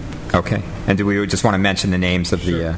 I have nominated Michelle Huffaker from the University City area to serve on the ICOC and appreciate her willingness to serve. And I have Douglas Gray. Thank you very much. Okay, great. Please vote. All right. Yes. Oh, yes, they are. Right. They know about their appointments. Oh, yeah. Oh, yeah. I'm going to call them tonight. Oh, no, they already know. Thank you. All right. And now item H5. This is your second motion, Dr. Red. Okay. On this item, we had discussions about this before in terms of various items about advocacy, in terms of the calendar that we have to operate under, in terms of the budget, in terms of budget planning, and in terms of coalition with other urban school districts in California. I would like to first of all, I wanted to bring this up for public discussion, which we had, and to inform the public of what the situations we're facing, and also to show what we're emphasizing in terms of our own advocacy. I would like to simplify into one motion, which is basically, first of all, in terms of this timeline that is listed here, what happened and when we had to approve layoffs and recalls and so forth, that we direct staff to post this on the website and educate the public about this process of what we had to go through the year and why we had to do it, and also to direct the staff to keep in mind any possibility in their advocacy in terms of advocating for education trailer bills prior to the approval of the full budget to help us in our planning in March. Furthermore, that we also encourage the staff, as they have already done, but to continue looking for opportunities for staff and board members to interact with other board members and staff from the other large urban districts in California. Second. Okay, any discussion? Please vote. Great. Okay. Item H7, Mr. Beiser. I'm sorry, H6. H6 is a resolution to identify that September 17th through the 23rd is Constitution Week, which marks the 224th anniversary of the drafting of the Constitution of the United States of America by the Constitutional Convention. Second. Please vote, unless you oppose the Constitution of the United States of America. Okay. Can't undo that. Item H7, Mr. Beiser. Item H7 is a resolution to ensure provision of public school education is free of charge to all students. The resolution reaffirms the district commitment to providing a free public education to every student and directs the superintendent to ensure that all district programs, policies, and procedures are in accordance with the requirements of the free school guarantee as provided for in the California Constitution. The district policies regarding student fees are posted on the homepage of the district website, sandy.net/student fees. Do you have a speaker? We do. Do we have a second for the motion? A second. Citizen? I want to thank Kevin Beiser for bringing this forward. I think it's very important to keep that awareness that all children are entitled to a free public education. I would also ask that the district provides a written notice to parents. So many of them do not have access to our website, do not have access to computers, and they're not getting the word that they don't have to pay fees for their children to participate in school activities of any kind. Thank you. Okay, we've got a motion and a second. Please vote.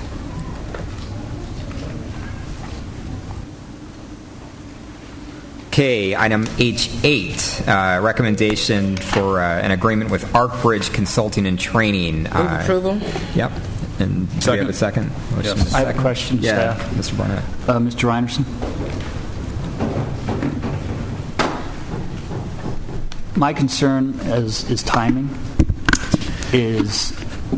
I would like to have an incentive put in there, or a penalty put in this contract, that if they don't meet the deadline, that they lose a certain amount. We have a very short deadline, and the bidders knew the deadline when bidding, I assume. And this board already delayed this thing, a couple weeks, so we have to meet this timeline to get the information to the county by October. So this, as I understand, this company has not done this particular type of thing in San Diego before. So anyhow, I just want to make sure that we have a performance or a penalty that if they don't get the job done, that they relinquish part of the fee.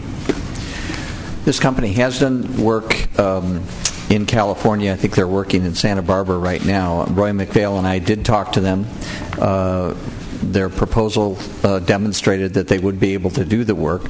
Okay. What I'd be concerned about what you're suggesting is that it could possibly build even further delay in it, because we would have to go back to the company, try to negotiate something. And there are lots of other factors beyond just putting the data together that's going to affect our schedule.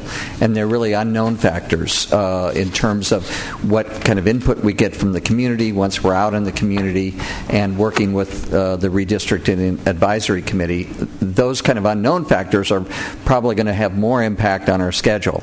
As I said to the board at the beginning of the process when we decided to go for the RFP, that we would do our best, but that it would be difficult to meet the schedule. And I will say again that we've had one meeting with the redistricting advisory committee. There were 3 members, and I met with Mrs. Hom separately, and they're very committed to working with us. We have a schedule set up. They're committed to working and moving this along. In our discussions with this company, they will get us the first round of data back in the schedule that we want. I'd just be afraid to try to change this contract at this point. It could change cost, it could change schedule.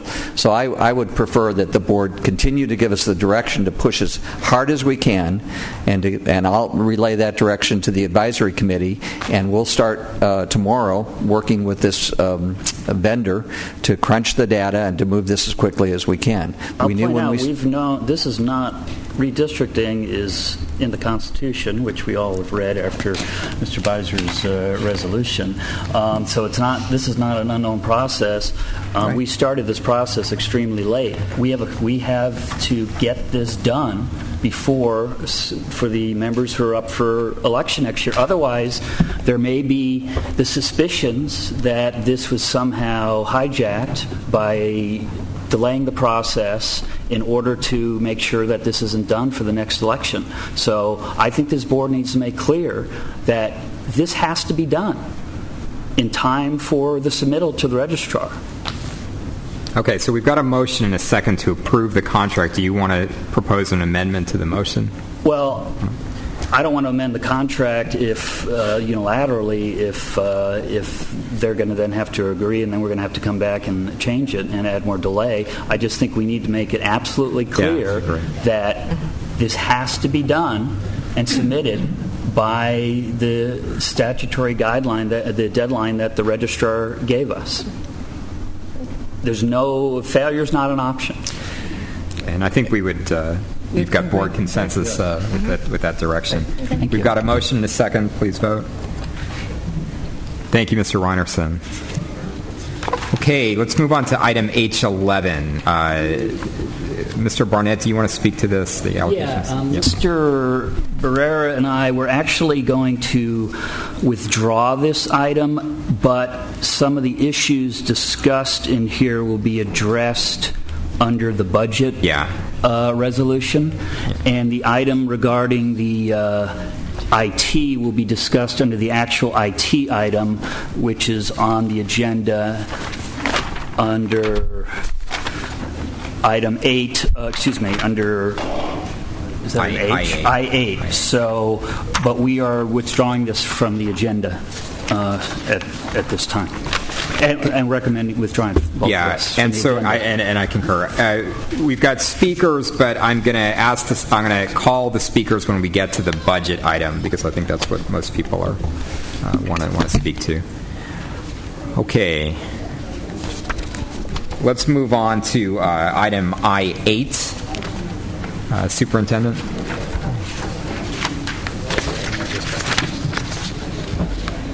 Well, I8? Yes, I8, the software plan, I8 is a report on a 5-year software plan. The board had previously talked about what our vision is in the information technology environment. Our Chief Information Technology Officer, Daryl, like I say, is here to update the board. I'd like to actually, to save time, and we have talked to Mr. Legase about this. First of all, I want to state that on the record that I think Mr. Legase has done an incredible job with implementing not only I-21, but dealing with this patchwork IT network we have in this district, which is a mess. And you've done an incredible job of keeping it up and running and so forth. So I want to make clear that when I make this motion that this is something that this is only to make sure that we all and this is something Mr. Legase has specifically recommended as well, that we, number one, make a motion that instead of acting on this today, that we instead retain a consultant, work with Mr. Legase and his staff, to review the proposed 5-year plan, to review the general fund and other IT operations and expenditures, to review the Prop S I-21 plan to date and going forward, including sustainability and including the data center, and ideally to come back with a specific recommendations dealing with a holistic plan before the end of the year. And I would second that. Any further? Calendar year or school year? Well, we'd like it calendar year. We'd like it sooner. I mean, Mr. Legase, more than anyone, knows the time issues that he has constantly talked to us about, the data security issues, our Zangle issues, and all that. So I think with a calendar year, it would be so we meant as soon as. Do you want to comment on that? Can I have just a comment on a couple of items that I think are critical? One, I just want to make sure, and I know we've had some dialogue around this, that we all understand where we are with our student information system. We are clearly in a critical spot where this is the system that we manage our student records with. The company is out of business, and part of this plan that we've worked on has included an RFI to actually give us a lot of information about replacing that system. We have a lot of stakeholder involvement that we need to go about doing through the RFP process. In this plan, that RFP should be, being looked at by you as a board in October to meet our goals to replace this system, willing that it stays running this school year, starting the following year. This is truly a 24-month process, 18 to 24 months, once we get that RFP in hand. So what I would ask respectfully of the board is a couple of things: that we are allowed to proceed at least with the RFP for the student information system, at least the RFP process, to get us to the October timeline to present that to you, also working with the consultant to be able to review that early on in the process. Yeah. We may need to bring similar things. We're in a similar spot with the HR version of the software. It's a little further out, but it's right on the tails. And so those are two items that I think, if we could consider bringing those forward early with the consultant's advice, it would help. I think part of having this consultant, it gives you the resource that you'll need to make sure that because I know every department's been cut across the district, and that will help you to do that analysis. Obviously we have problems that are short-term and long-term, and I know you've discussed, do you patch the current system and spend X? Do you rebuild from scratch and spend Y? And then it's dollars, and then there's implementation. So we just all want to make sure that we make the best, ideally long-term decision, while of course making sure the short-term systems actually work. So that's our opposite, our goals, which obviously are competing somewhat. Yeah. So I think the motion is consistent with what Mr. Legase is asking. And I would concur. Yeah, Mr. Jackson. Okay, so we've got a motion and a second. Please vote. Thank you. Great. Thank you, Daryl. Mm-hmm. Okay. Yeah. Okay, so let's move on to item I-1, and this is our HR monthly update. Superintendent, Mr. Stover. Lamont Jackson will come forward to provide that update.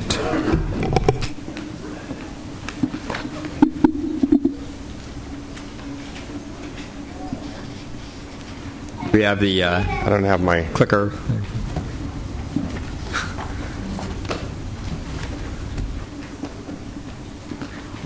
Good afternoon. As you know, current situation, we don't have much to update, but we currently stand just over 15,000 employees. That number includes both certificated and classified. We recognize that 2020 Vision talks about our vision to increase the number of highly qualified teachers and pick the best candidates, and also focus on diversity. And we recognize that we have not met that goal, and as we go through and start to see more dollars and start the hiring process, that will be our focus.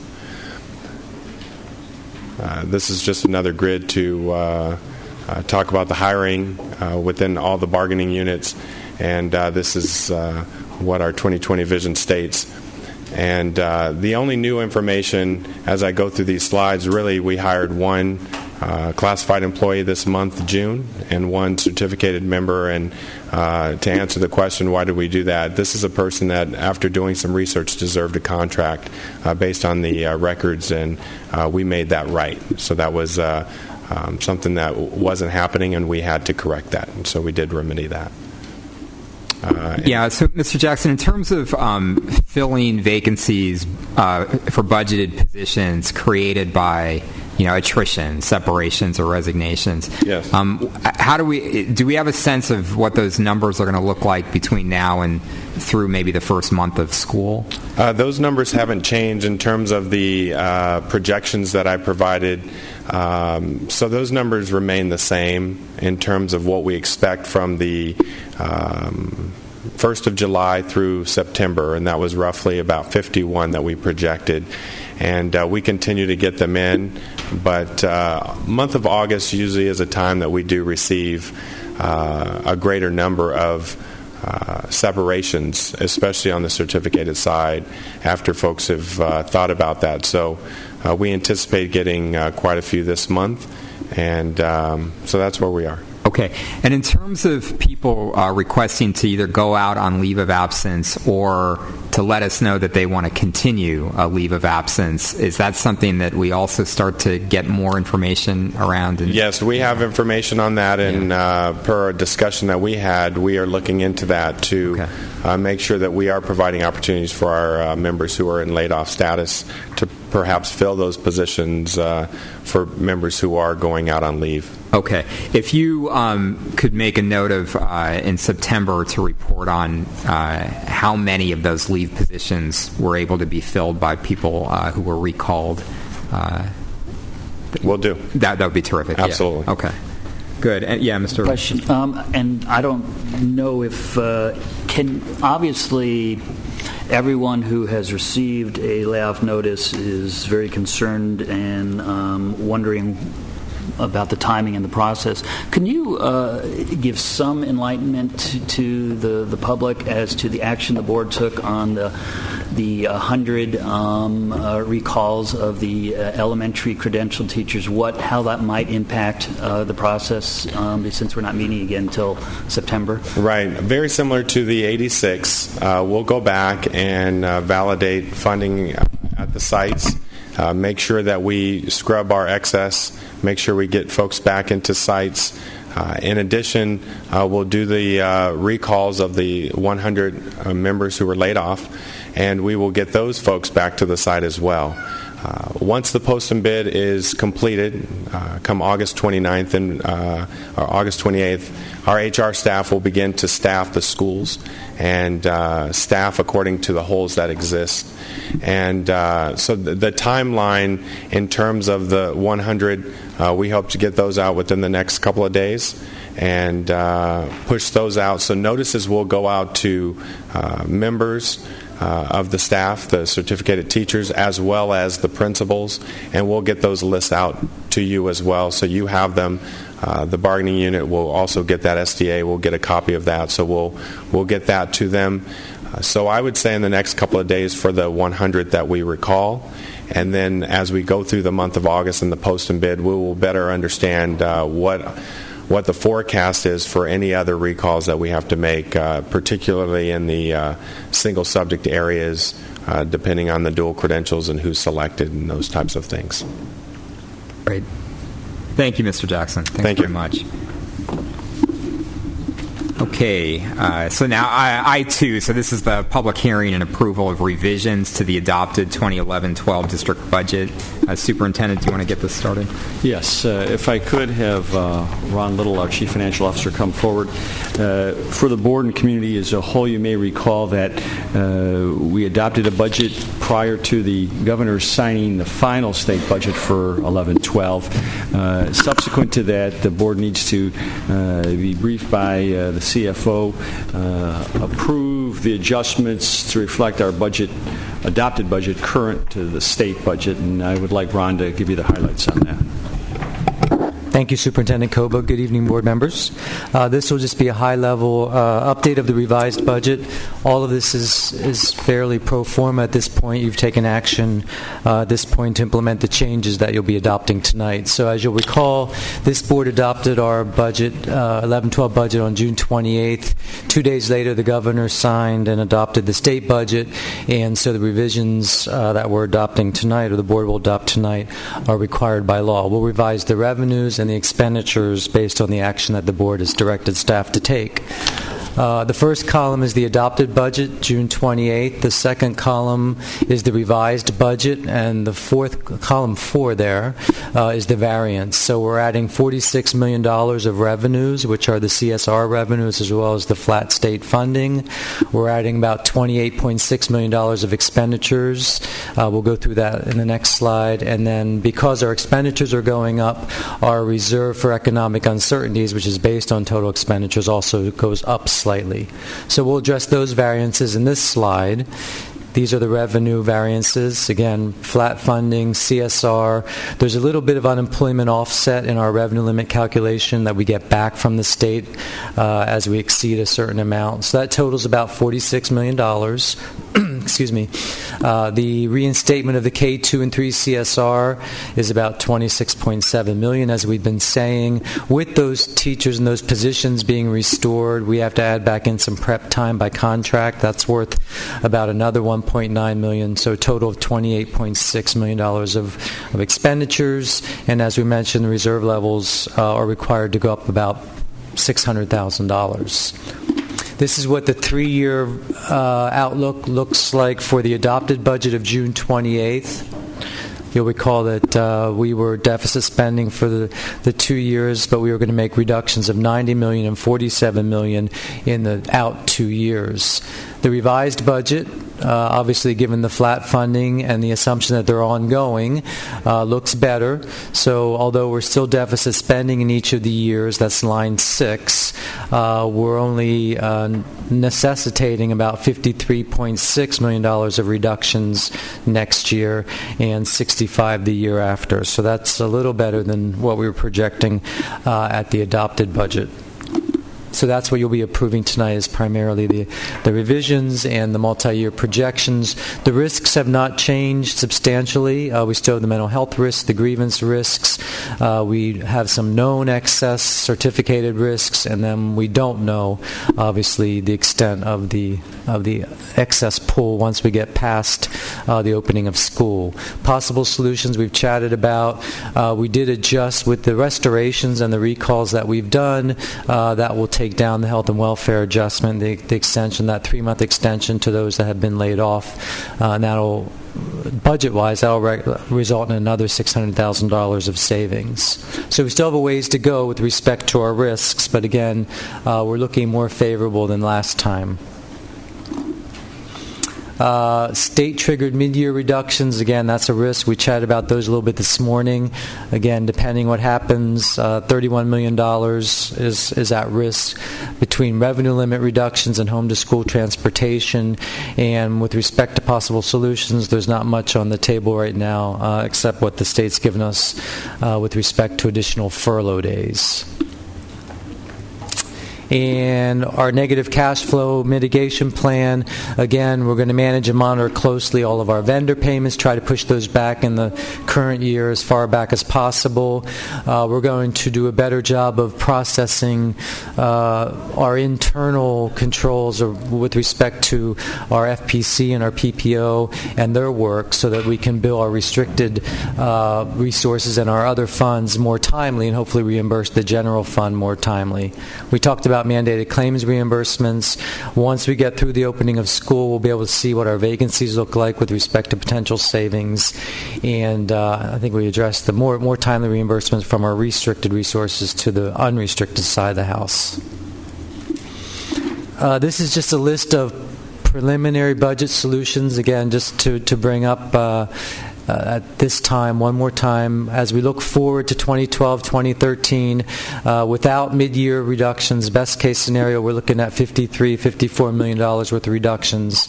This is sort of just a beginning menu of what those solutions may look like.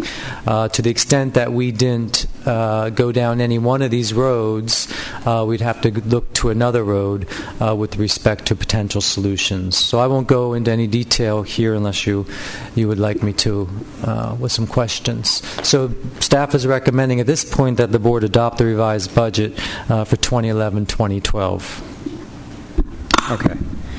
Mr. Barnett, did you? Well, we've got some speakers, so what I might do is call up the speakers, and then we can. Okay, and I'm going to limit speakers to a minute apiece. Donnie Taylor, Deja Taylor, Pamela Stevens, Terrence Pesta, and Bob Turner.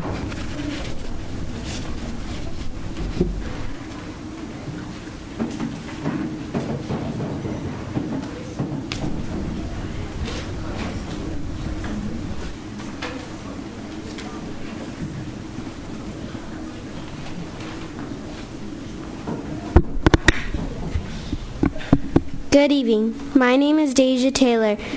My sister and I have been going to Valencia Park Elementary for 5 years, and we will be going back to school in the fall. My sister and I will be going to the 5th grade. We have been in 2 big plays, Friday Night Fever and The Music Man Jr., and also class plays too. We joined the Valencia Park Dance Troupe. We've been performing at December nights at Balboa Park, Martin Luther King Jr. Parade, Market Creek Plaza, Arts and Cultural Fest. Here for you at the Board of Education, and lots more. Valencia Park's dance troupe and my dance and mime troupe even been on the news with San Diego 6 News, Ruben Galvan. Dance and drama is a part of me. Please don't take away our magnet program. It has taught me how to express myself. I'm able to perform and with confidence, and I'm proud and successful when I'm doing it. Thank you. Thank you.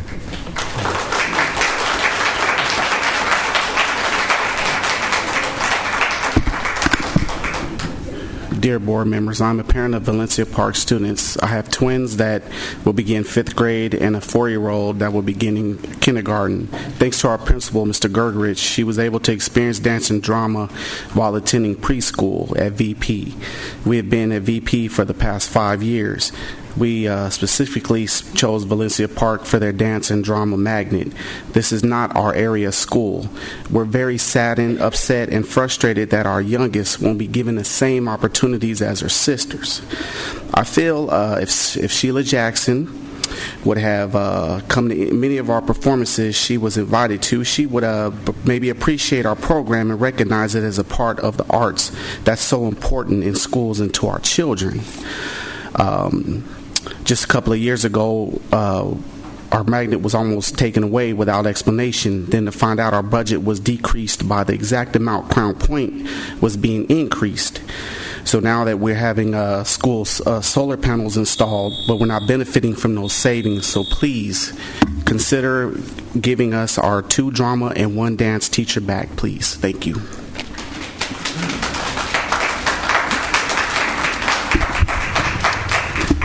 Terry Presta, teacher at Valencia Park Elementary. I spoke earlier, so just to add a couple things.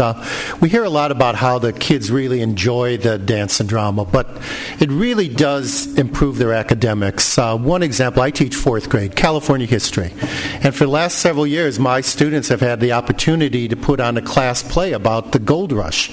And my students might forget other things they learned in my class. They're never going to forget who, what, where, when, and why, and how the gold rush took place and how it affected California's history. We have a dynamic new principal, Andrew Gergerich, who is strong. Finally, we have a strong and supportive principal that supports the school, supports the community, supports the students.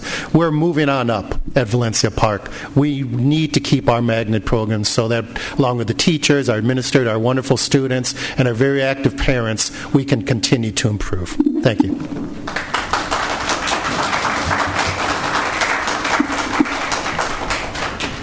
Bob Turner, Joe Frichtel, Catherine Lopez.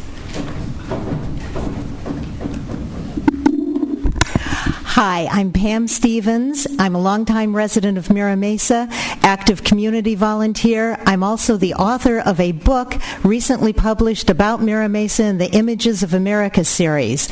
I document the history of Mira Mesa as a community. The cover photo was from the school district files of the first temporary Mira Mesa Elementary School, a school in houses, when in 1969 suddenly there were so many families and so many students that they needed to put up schools in the tract homes there. The letters are some letters from the town council and from my husband Jeff, who could not be here today. I think there may be some other speakers coming after me. They weren't sure they were going to be called since H11 did get pulled. I'm very happy to see it seems like you're no longer considering diverting those funds. I'll change what I was going to say to please keep it on track. In my book, I document the history of Sauk Elementary. and I'll just summarize by saying it's in the one quadrant of Mira Mesa that does not have an elementary school. I loved being here when Jay Powell was being honored for his work in City Heights, and walkability is so important, and this quadrant of Mira Mesa needs a local school. If it had been there in 1980, originally our daughters could have walked there. There is a daycare across the street from where that school will be today. The children of Mira Mesa today, this is Mira Mesa past, this is Mira Mesa Thank you, Ms. Stevens. present, and we have a wonderfully diverse community that needs that school. Thank you very much. Thanks very much. Yeah.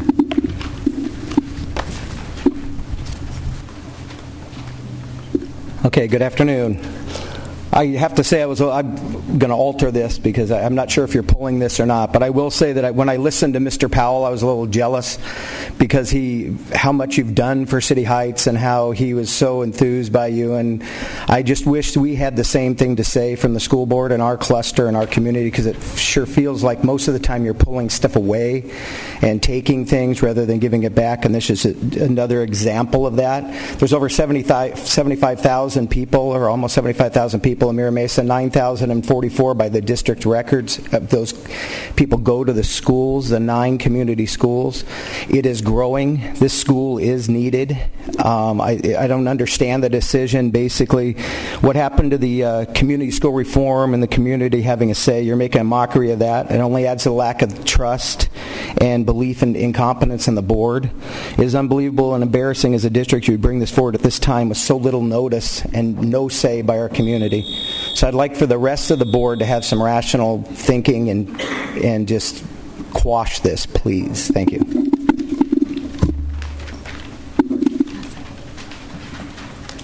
Hi, my name is Catherine Lopez. My address is on file.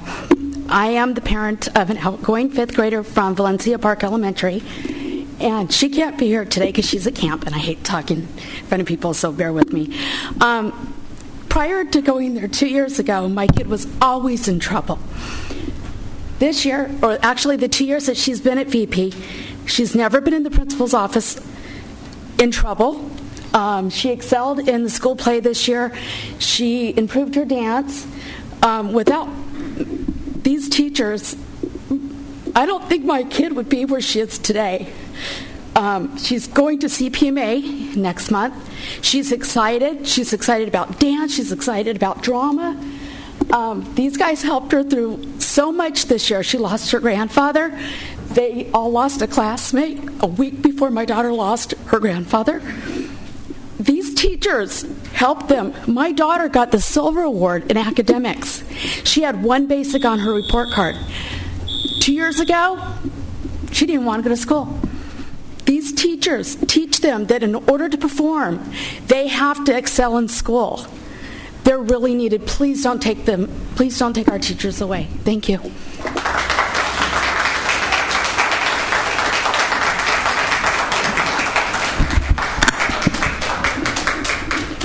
Good afternoon, school board members. My name is Joe Fritchell. I'm from Mira Mesa. Our community has spent years on the planning for Jonas Salk School. We voted for Prop MM in 1998 so the school could be built. Jonas Salk School is still on the Prop MM school bond.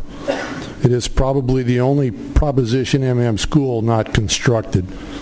Peter Salk, who is Jonas Salk's son, is concerned about this process. If this money is pulled and this decision is delayed on this school, we may lose their support.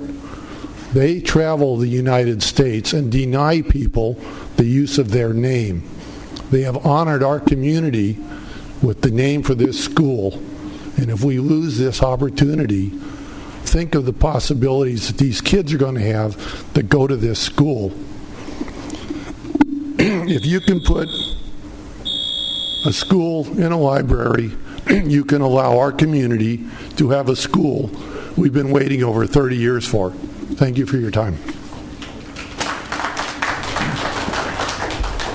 Barry Voss, Gayleen Davis, Latoya Gloria, and Quiancy Jones. Hi. Good afternoon, board members. On your agenda today was a motion to divert the money allocated to Sauk Elementary School to other uses. The site for Sauk Elementary School was specifically designed as a school and playground site by Pardee Homes in 1979. Maddox Neighborhood Park was constructed in 1989, but the promised school has never been built. Mira Mesa is one of the largest communities in San Diego. The current population is nearly 73,000 people. There are almost 3,800 housing units yet to be built under the current community plan, which will increase our population to approximately 83,000. In addition, a community plan amendment is in progress for redevelopment of the gravel mining operation in Carroll Canyon, which will add an additional 4,445 multifamily residential units and approximately 10,000 more residents. The new Casa Mira View development, comprising 1,880 units, is currently under construction adjacent to Hage Elementary. Please do not overcrowd our children and deny us the school you have now promised to 2 generations of Mira Mesa. Thank you.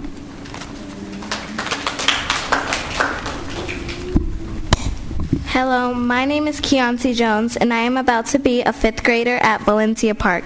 Valencia Park has helped me with my memorization because in drama we have plays and we have lines, so I remember things a lot quicker because of my lines. Also, Valencia Park has helped me with my confidence and future career.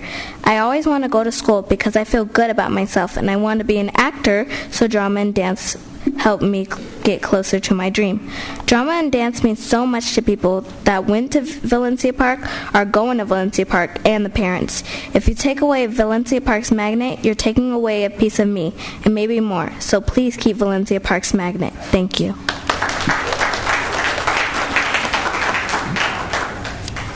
Hello, my name is LaToya Gloria, and that was my daughter. I'm here today to ask you to please save our dance and drama program. I'm an alumni of Valencia Park. Those are my teachers, and I kept my promise. I'm going to bring my children back. I have one that's supposed to attend in kindergarten who suffers from a speech disability, and I was really looking forward to this program, helping him not only with his speech, but also his confidence. Valencia Park has been wonderful and imperative to our community for over 25 years. I send my children there as choice. We're not in our district, and I will continue to send them there. I lost my spot. Valencia Park, not only their dance and drama helps our children excel in all aspects of their education with contribution to dance and drama. My daughter's dedicated and motivated to succeed. Her test scores show that she is excelling in all areas of her academics. This is the only dance and drama magnet program that's an elementary school in our district. A lot of CPMA, SCPA, Lincoln, they depend on this school. And also 2 music programs receive their reinstatement back, and that's not fair because we only have 1. Thank you. My name is Gayleen Davis. I'm a dance teacher at Valencia Park. As stated before, all children have special gifts and should have an equal opportunity to have their gifts and talents nurtured and valued. Valencia Park is a feeder school to San Diego School of Creative and Performing Arts and CPMA. The entrance to SCPA in ninth grade is through an audition process, which I have been called upon to participate in as a judge. I mention this because our program helps to prepare students for that audition process and for the past 25 years. 2 years ago, I attended a show at CPMA because my niece was performing. And when I saw the advanced group up on stage, I noticed 4 of the students from Valencia Park that were in that group.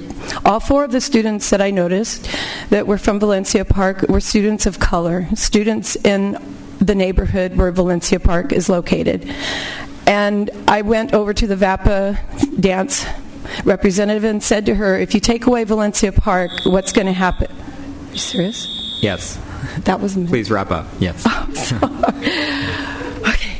Anyway, I just think it's really important that we keep that program for that reason, too, that we have to give those students the opportunity for those other schools. Right. Thank you. Thank you.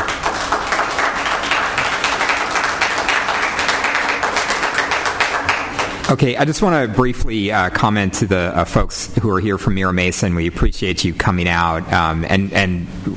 We very much know of the incredible work that you've done in your community to build one of the strongest clusters in the district, and we appreciate that. I just want to say that you have a very, very strong advocate in Dr. Evans. And Dr. Evans has been very clear in his conversations with the rest of the board, number one, about the need to build the Salk School, and number two, about the need to engage the community in any process when we talk about what we're doing with funds. And the conversation, certainly, I'll just speak for myself. The intention is not at all to delay in any way moving forward with the Salk School. The question is, if we've got a pot of money that's not being used right now, is there a possibility of looking at other pots of money, for instance, Prop S, for instance, future development fees, to make sure that those funds are there to build the school according to the timelines that are in place? That's a conversation, if we move forward with that we'll be having with the community. But I just, as one board member, I can tell you, you've had a very, very strong advocate in Dr. Evans.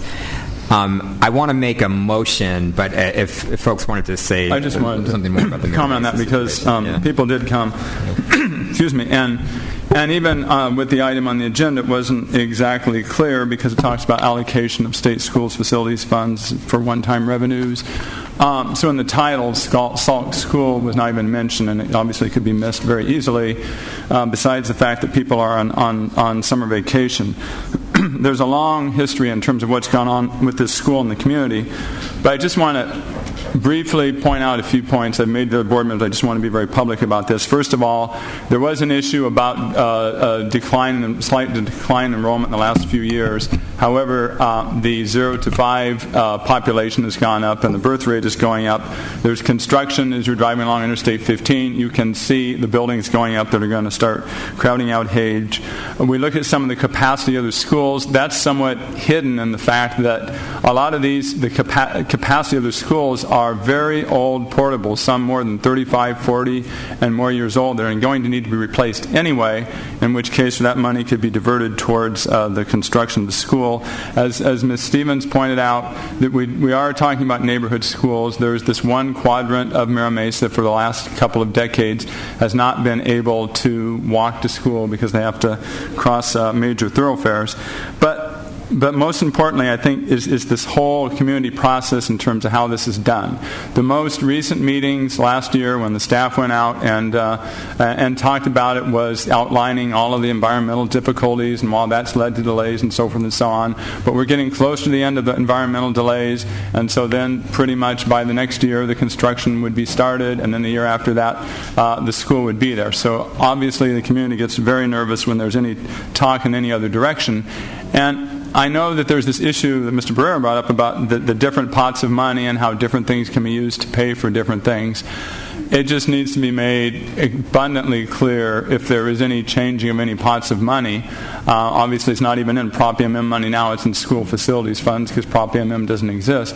But that needs to be very, very clearly outlined to the community because the community is currently operating on the information that they've had from the district, and there's been no indication from the board in the past 2 years that there's any deviation from the plan to build the school other than delays in terms of the environmental issues. And so any item like this needs to be brought up with a lot of care, a lot of planning, first readings and second readings and so forth, so that we can, keep the community properly informed and make the right decision on this. So I appreciate the fact that it's been pulled at this point, but I just think that we need to be careful in terms of when we look at any change in budgeting or any change in the schedule of construction, anything like that, that the first step is to sit down and talk with the community about it and figure out what we can do best. Go ahead, Ms. Jackson. I shared my concern earlier about moving the funds because we've gone through this before. We lost the middle school for the Logan Heights area, and I shared it with Mr. Barrera when he came upon the board because Prop MM allowed for Salk and allowed for another middle school in the Logan area, and that middle school was never built, and those funds disappeared. And despite asking the question, those funds still disappeared. I'm glad that the community is watching and making sure. We're not trying to make the SALT funds disappear now at all, trying to use them a little bit differently, but I'm glad that the parents and the community is watching to make sure that does not happen. And so I can't support moving the money because I am afraid that it might not be available later on for whatever reason. The developer fees does not come through as much as they should because of the slow development, that type of thing. But as we look for fund, I just wanted the community to know that I did bring this issue up initially when they first talked about moving the funds around.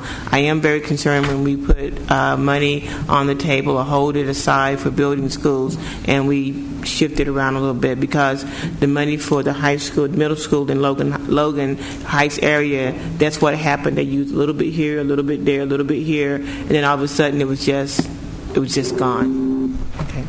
I'd like to we have a responsibility to manage our cash flow, and we have a lot of things. Every meeting, dozens of people get up and say, fund this, fund that, and we don't have the money for it. So we need to get creative. And that means if money is sitting in one spot right now and we have other sources, it's a matter of the color of money. And it shouldn't matter to Mira Mesa whether the color of money is Prop S, which didn't even contemplate a middle school there, or if it's state facilities fund. We have a responsibility to make sure that we can utilize our resources effectively. We're going to need to fund this IT infrastructure program, because otherwise the school information system is going to shut down, and we today cannot determine how much money is being spent in real time from our diversity of budgets in the district. We cannot make intelligent decisions because we don't have real-time data, and that's the reality of why we need this system. And so this is all a matter of cash flow and moving money around. It's not saying we're not going to build the school. Now, if past board members were unable to get the board to fulfill commitments that they had made, then that's not my problem. That's what past board members had that issue. But we have to resolve these issues. I'm going to bring back, when we get through this review, a way to fund this IT. And if we need to swap funds around, as long as the school is made whole, what difference does it make? So I think you just need to understand, if the goal is there to build the school and we're going to commit to the funds, but we have to do all these other things. Tonight we've had people talking about music and all these other things. So that's part of the problem we have, is we don't have any money on a cash flow point of view. So we have to be creative. And but we also need to understand that we're going to go through a school closure process. And school closure process will also, if in fact we close schools, we're going to discuss this later, you can free up potentially tens of millions of dollars of Prop S money that way, and other funds. It also could affect the attendance. It could have, if you close schools to the southern part of the district or the western part of the district, it could require more capacity, even more in Mira Mesa. So we don't know all those answers yet. And same with busing. If we reduce busing, it's going to affect who goes to school where. So these are all the moving parts that we need to look at. This is not a dialogue at this point. I would just request that if I can get Dr. Salk to come here, that you could explain that to him in person. I'd be happy to. And Dr. Salk would like to donate to the district, I'd be happy too. I'm not talking about not building the school, sir. I'm saying the color of money shouldn't make a difference.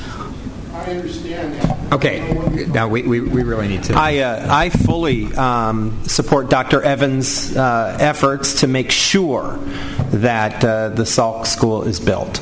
And that's one thing that I think that is very, very important, that there's a need in the community for the school. The population trends are showing that the other elementary schools in the area and the other schools are not going to be able to sustain the student population. And so our efforts as a board over the next 5 years is to try to make sure we have a quality school in every neighborhood. We need to make sure that we're building the school and fulfilling our obligation to the voters that voted for Prop MM. Okay, I'm going to make a motion on the item in front of us, which is the approval of the revisions to the adopted budget. I'm going to recommend or move approval with the following addition, that as we reconcile our ending balance and looking at what our actuals are compared to our budgeted ending balance, that we would direct the superintendent, in the event that we have up to $2 million to the positive in our ending balance as we reconcile our actuals versus our budget, my motion is to direct the superintendent to spend up to $2 million of that additional ending balance, if it comes out to the good, that $1 million be spent on restoring office assistants to the school sites, and that an additional $1 million be spent through a combination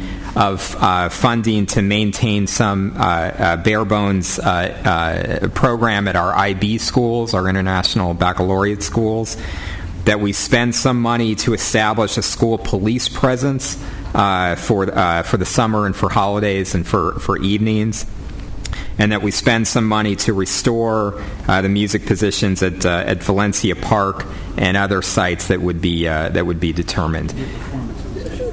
Performance position at Valencia Park. So the office assistants, would they be attendance clerks? Yes. Okay. Yes, that's exactly. Thank you, Mr. Beiser. That's the positions that I'm looking for. So the motion, just to clarify again, is in the event that our ending balance, as we reconcile our actuals to budget, is up to $2 million to the positive, that we would direct the superintendent to spend up to those $2 million by $1 million on the attendance clerks at the school sites, and $1 million on the IB program, a summer, holiday, and evening presence for the police, the school police, and an additional music performance position for the Valencia Park.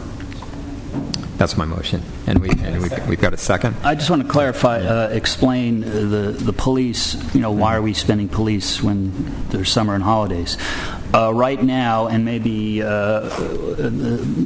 Mr. Montana can explain further, but right now, if there's a call, someone's breaking into a school site or an alarm goes off, our folks called San Diego PD. Yeah. San Diego PD is busy, and in all frankness, coming to look at an alarm at a school site is not high as their priority list as residential alarms, and maybe even some commercial. So we are having, and our police have keys to the facilities. They'll just won't drive around and say, "Oh, I don't see anything." And I'm not saying that to denigrate our San Diego PD. It's just they have a lot more on their plate, that our folks will go in, and hopefully we're having a lot of damage done from people breaking in, stealing equipment, and so forth. So there's a logic to that as well. Any further comments? If not, please vote. Okay, terrific. Okay. We hope that it's there, Valencia Park, but we appreciate you coming out, meeting after meeting. Okay, we have moved our I-3, I-4, and I-5 to the September meeting. So item I-6, so this is a resolution of intention to consider proposals to lease property at the recreational facility in a community center at Pacific Beach Middle School. Second. Motion and a second. Okay, item I-7. So this would be the initiation of the school closure or consolidation or reconfiguration process. Well, I'd actually ask the superintendent to give us a little. We would, excuse me, Deputy Phil Stover has had a cross-district team talking for several months now about the realities of school closure and or consolidation or realignment. And that's now critical to this year's strategy, our focus for a 2012-13 budget. I'd like to have Phil highlight where we are and where we plan to go, because this is, I think, an effort to elevate the awareness of the criticality and complexity of this issue. Okay, thank you. If I can make one comment quickly on something the President said earlier. The school police does report to me.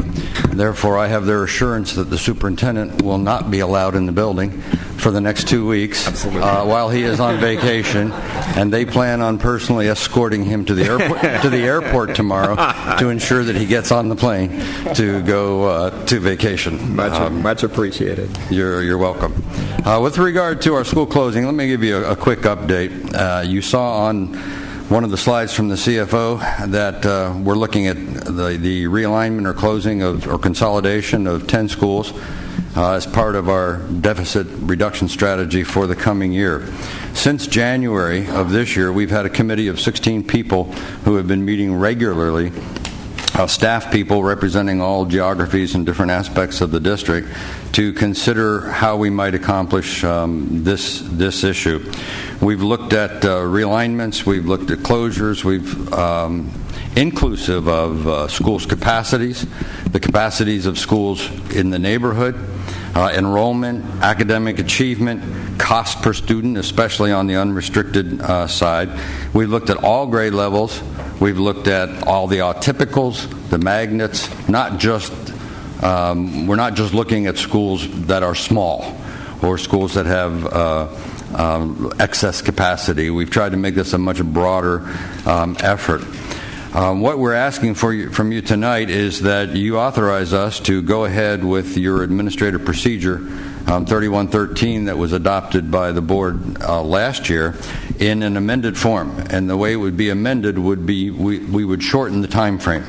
The procedure as it exists anticipates a 9-month decision-making process.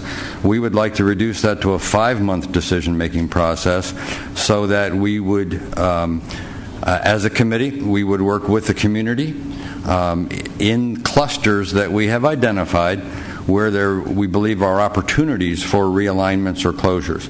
We would come back to you in September, at the first meeting in September, with a list of those clusters and a list of some potential schools and rationale, some of the data that we've looked at in sense of enrollment and achievement and all those kind of things. We would then like to immediately engage, upon your approval in September, with the communities in those clusters through the cluster organizations, an extensive dialogue with them about what we're thinking and what they think, and arriving at a decision after a lot of community input on what we need to do. So we would do that input September, we would do it October, early part of November. We would look at coming back to you in the November time frame with an actual recommendation that is a result of all of that. We would like you then to make a decision in December of which schools would be closed. We don't want to drag this on all year, keep everybody in turmoil. There's very few things more sacred to people than their schools, their neighborhood schools. So we would like you to make a decision in December. That helps the finance people to fill in that gap that's right now. It just says 10 schools, $5 million. And would put people's minds at rest. It would also then, for those schools that will be consolidated or closed, it would give us the opportunity to have the entire second semester to do that planning, to work with them, and make it a smooth transition process. So that's the plan. We're asking you basically to allow us to proceed and to shorten the time frame from 9 months to 5 months, knowing we will come back to you in September with a lot more detail and the data that's already been looked at. We've got a motion. I'll second Mr. Barnett seconds the motion. Go ahead, Dr. Yeah, there's some questions regarding that. There's this whole balance between the short term and the long term. And I know when there were previous school closure committees, it was like, we need to come up with some money fast. Let's find some places to close, and we'll make up a list and choose some, and so forth. And then there's the longer term view. And I'm concerned how you're going to do this in this particular situation too, because on the one hand we need a shorter time frame because we need to implement it so that it can help our budget. On the other hand, we don't want to make decisions or the wrong decisions on a long-term basis. And just to give a couple examples, I mean, certainly in the areas I represent in Claremont, there are smaller schools and possibility. The other places like Mira Mesa that have they're self-contained communities, and it's not an issue. But the problem here is, how are you going, and it's difficult, but how are you going to take into consideration all the changes that are going on with transportation that are going to play out over the next few years? One of the things that when we've looked at the maps of underutilized schools is that there are a number of schools in the south of the district that are actually under capacity. And as people are returning more to their neighborhoods, it's more likely that those are going to fill up. But, there are other scenarios I've seen where there would be, in one cluster, they may have some small schools because all of those students are going to another cluster, and if those students come back to their own cluster, it's not their small school that needs to be closed. It's going to be, a few years down the road, the school in the other cluster. And so that it's a difficult situation, and I'm just trying to see how you're going to have some sort of projection or extrapolation to make sure that the decisions you're making now for this year are going to make sense 5 years from now too. Sure. We do have that is a challenge, no question. But we do have already from the board the direction, and we're actually implementing a reduction of $8.2 million in our transportation services. Right. All of that $8.2 million impact will be for the 11-12 school year. So by the time we're actually coming to you in December, we will know the impact of those decisions that we've already made.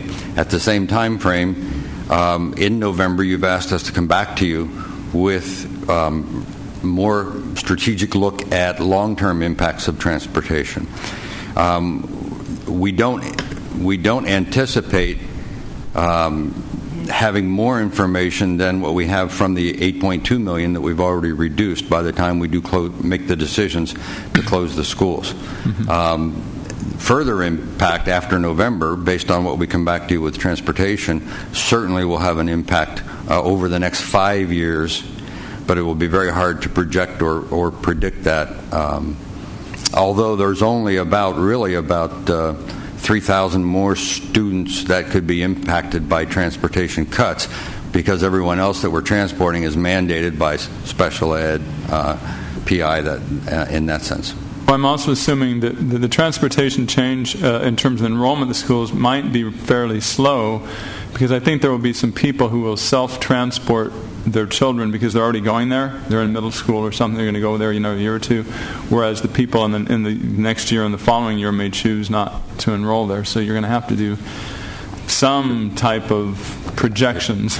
It will be an evolving process as families change, as people begin carpooling together. We've heard about a lot of focus on that, and then other people graduate from those schools, and then you have new students coming in. So there certainly will be an evolving impact.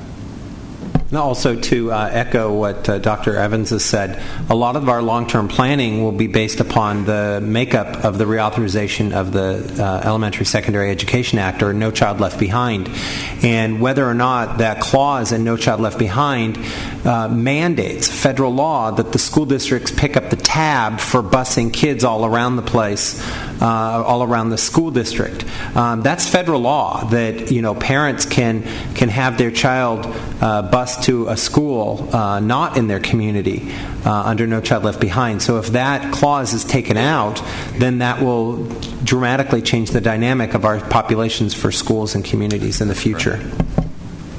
I'm sorry. One of the reasons that I support an expedited process for this and a decision point, in December, is I'm very skeptical of the possibility of real cost savings that come from closing schools.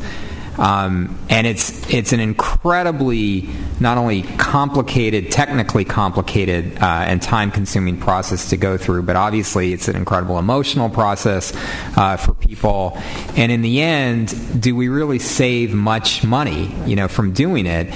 One of the issues that we've talked about, and I certainly would ask you to take into consideration through the process is, if we close a school in a neighborhood and that facility then becomes an empty facility, and a charter school then makes a Prop 39 request for that facility and is now operating a charter school in the neighborhood, do a number of the kids who had been going to the district school just end up at the charter school? And if so, the savings is obviously reduced because the revenue, from those kids gets transferred over to the charter school. I think that's an important consideration that we need to look at in any of these. So I think we need to go through this process. I think we need to do it fairly quickly, and I think we do need to come back and make decisions in December. And if the decisions are, this just really, at some schools it might, result in significant savings, but overall, if this is really not saving us a lot of money, I don't want staff wasting its time and the community wasting its emotions, on this process any further.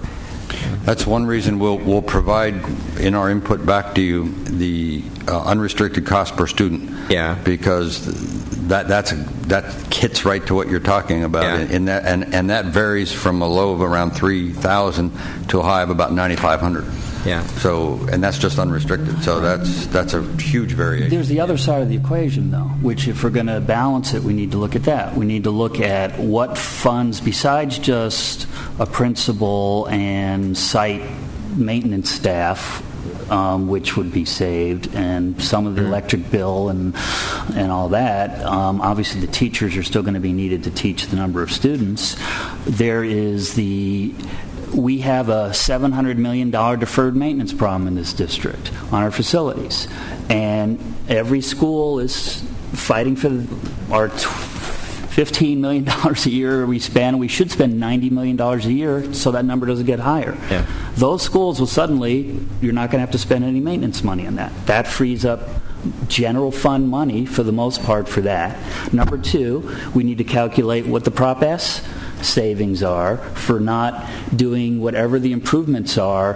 If it's $3 million a school, it might be $30 million. I'm guessing. I don't know what $3 million a school. Whatever it is, it might be $30 million. Then the broader issue, and this is where looking long term, is leveraging our assets. A lot of schools become potential significant real estate assets. And that's what we've talked about, not only our current excess property, but future excess property. We could deal with, if, for instance, school X is determined to be that it is not needed and should be closed, we could go to the charter community and say, look, we are going to put this out to bid to a developer to build housing, retail, etc., and they need to put a charter in their pro forma up front. So then the developer comes back, does a pro forma, and says, okay, I need this many condos, and we own the land, and then we can generate revenues ongoing. And that's part of where we can leverage this. So there's great, land in San Diego. I'm not saying every parcel, but that's the other side of us building our long-term sustainability, because education is never going to be funded in this state the way it was years ago. The future is certainly not there in the foreseeable future. So once again, this whole we are even without the current budget crunch, we're too big to sustain. We're doing too much. We can't afford all the charter schools. We can't afford, the magnet schools. We can't afford all the transportation. We can't afford everything we're doing. So we're marginalizing, as you all know, everything we are doing by doing it less well and less funded. So part of this is to me, is more of a long-term strategy of saying, how do we manage our district resources, the cost of them, and also leverage our assets in a way that nobody's ever looked at. So that's the bigger long-term picture, not just saving $5 million next year. To me, that itself is not the reason to do it. I'm certainly not waving the white flag about future funding for education in California. Well, and I just think from what both of you are saying, what we really need is a comprehensive view. So it's not just like, okay, save the money in the principal, but this is the potential of it just becomes a charter and we actually lose more than we saved. Or this particular parcel of land could produce a good return for the district, and we will move right away when we close it to converting it to a revenue generating. So those are all important points. Okay, so we've got a motion and a second to accept. Yep, Mr. Barnett. For the process, many clusters, as we all represent, will look at a particular elementary school or 2 middle schools or whatever and say, we can't lose this school. It's critical to the flavor and character of our community. If a cluster decides that they feel that way, I believe we should give them the opportunity to subsidize the maintaining of that school. Meaning, if we close an elementary school in cluster X, if the community says we must have the school, then the high school gives a little money, the middle school gives a little money, and the other elementary schools can give them money. Because otherwise, remember, when you have schools that are costing the district, it's taking money from all the other schools district-wide. So if you keep a school open in a particular cluster, and I know I'm going to have a number of them in my district, then we are taking money away from the broader. So I think we should, as part of this public process, say to the community, if it's so critical that this school stay open, just like with the Kearney principal issue, they came up and said, we will come up and fund the fourth principal. Well, if it costs $500,000 a year to keep that school open, then let them all, as a community, put their money where their mouth is. And so I think that... So you want that to be part of the conversation? Yeah, I would believe that's something we should offer the clusters as if, and I believe so, yes. Okay. Yeah, that's reasonable. Okay. Seems like there's consensus beyond that. Okay. All right, please vote. Okay, and we are adjourned. Do we have another public speaker? Okay.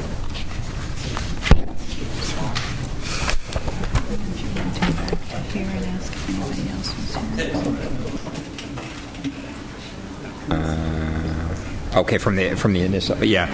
So, if anybody had signed up for non-agenda testimony earlier, Michelle Bryant, Veronica Munoz, Lynn Murphy, and then we've got Lily McMillan.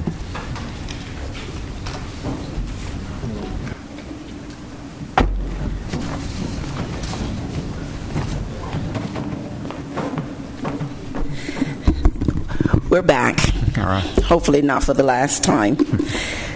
One thing that I'm a little disappointed that item H12 was pulled, because my teachers and I, we thought we had a little glimmer of hope. The question that I want to ask you is, have you considered Porter? Have you considered what's going on with us? Let me tell you a little something, and if I go over the buzzer, please forgive me. I'm not being disobedient. I'm a school that's in program improvement, but we're working to come out of it. We're 93% free and reduced lunch, 70% or more English language learners, and we have lost 22 of our 37 teachers. It doesn't make sense. You rescinded 6 of them, so I have 16 of my 37 that are still without jobs. Right now, I'm in a position, I have class size reduction, so I'm going to need to hire 25 brand new teachers coming into our school for the coming year. That's a whole school. Also, no one came and said, Mrs. McMillan, we did the reconfiguration of Knox. You're going to be receiving 300 to 400 students. No one came to me to say, what can we do to help you with that? The only thing that's happened to me to this point is I'm losing what we've worked so hard to put in place to make sure that these children achieve. The only thing that I'm asking right now is that somebody help me before I pull my list of what I'm hearing, 70, 80 different folks bidding on one position. Where were these people years ago when we needed people in our schools like Porter to teach at our schools? Now that I've got my teachers in place and we're doing the job, I'm emotional about this because I'm serious. Got our people in place to do the job who wants to be at our school are being told they can't be at our school. What am I going to tell my students, because they are very competent students?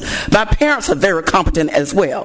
What am I going to tell my parents who are requesting these teachers? What am I going to tell the students when they ask me questions like, where are our teachers? Did they go to college to get fired? Why don't they have their jobs? Is this what happens to you when you're young, energetic, hardworking, and committed to excellence? What am I going to say to my children who day in and day out are hearing gunshots? People are being killed all around them. But our mantra at our school is a commitment to excellence to go to college. But yet they're going to hear that their teachers are being fired because they work hard and they're committed and they went to college. What message are we giving our children when we say to them that these young, energetic teachers who worked so hard to make sure that their children were proficient and advanced, 80 to 70%, check out our benchmarks that these teachers did for this past year. Hard-working teachers, committed teachers. That's all I'm asking. I don't mind 10 more additional coming. I'll do that. But somebody help me keep some of my teachers in place so that we can have some kind of model that we can build with, so whoever comes into our school, we can acculturate them into what we are doing at our school instead of having to start all over at the bottom again. And thank you. Thank you. Thank you. Yeah, Mr. Miss Lilly, let me respond to that. Let me say, first of all, we have considered not only Porter, but all of the needy schools in the district. We've had multiple at-length conversation as to how we can try to support the staff that you have at the schools. We have not found a way to do that. We're still, but I just want you to know that it has been a discussion. It has not been something that we just said, poof, this is the end of it. We have had lengthy discussions around how we can stabilize the neediest schools in our district. And that thought, and the superintendent knows that that is commitment we're looking into. So no, you're not alone. Okay? Okay. Thank you. Thank you. Okay, we are adjourned.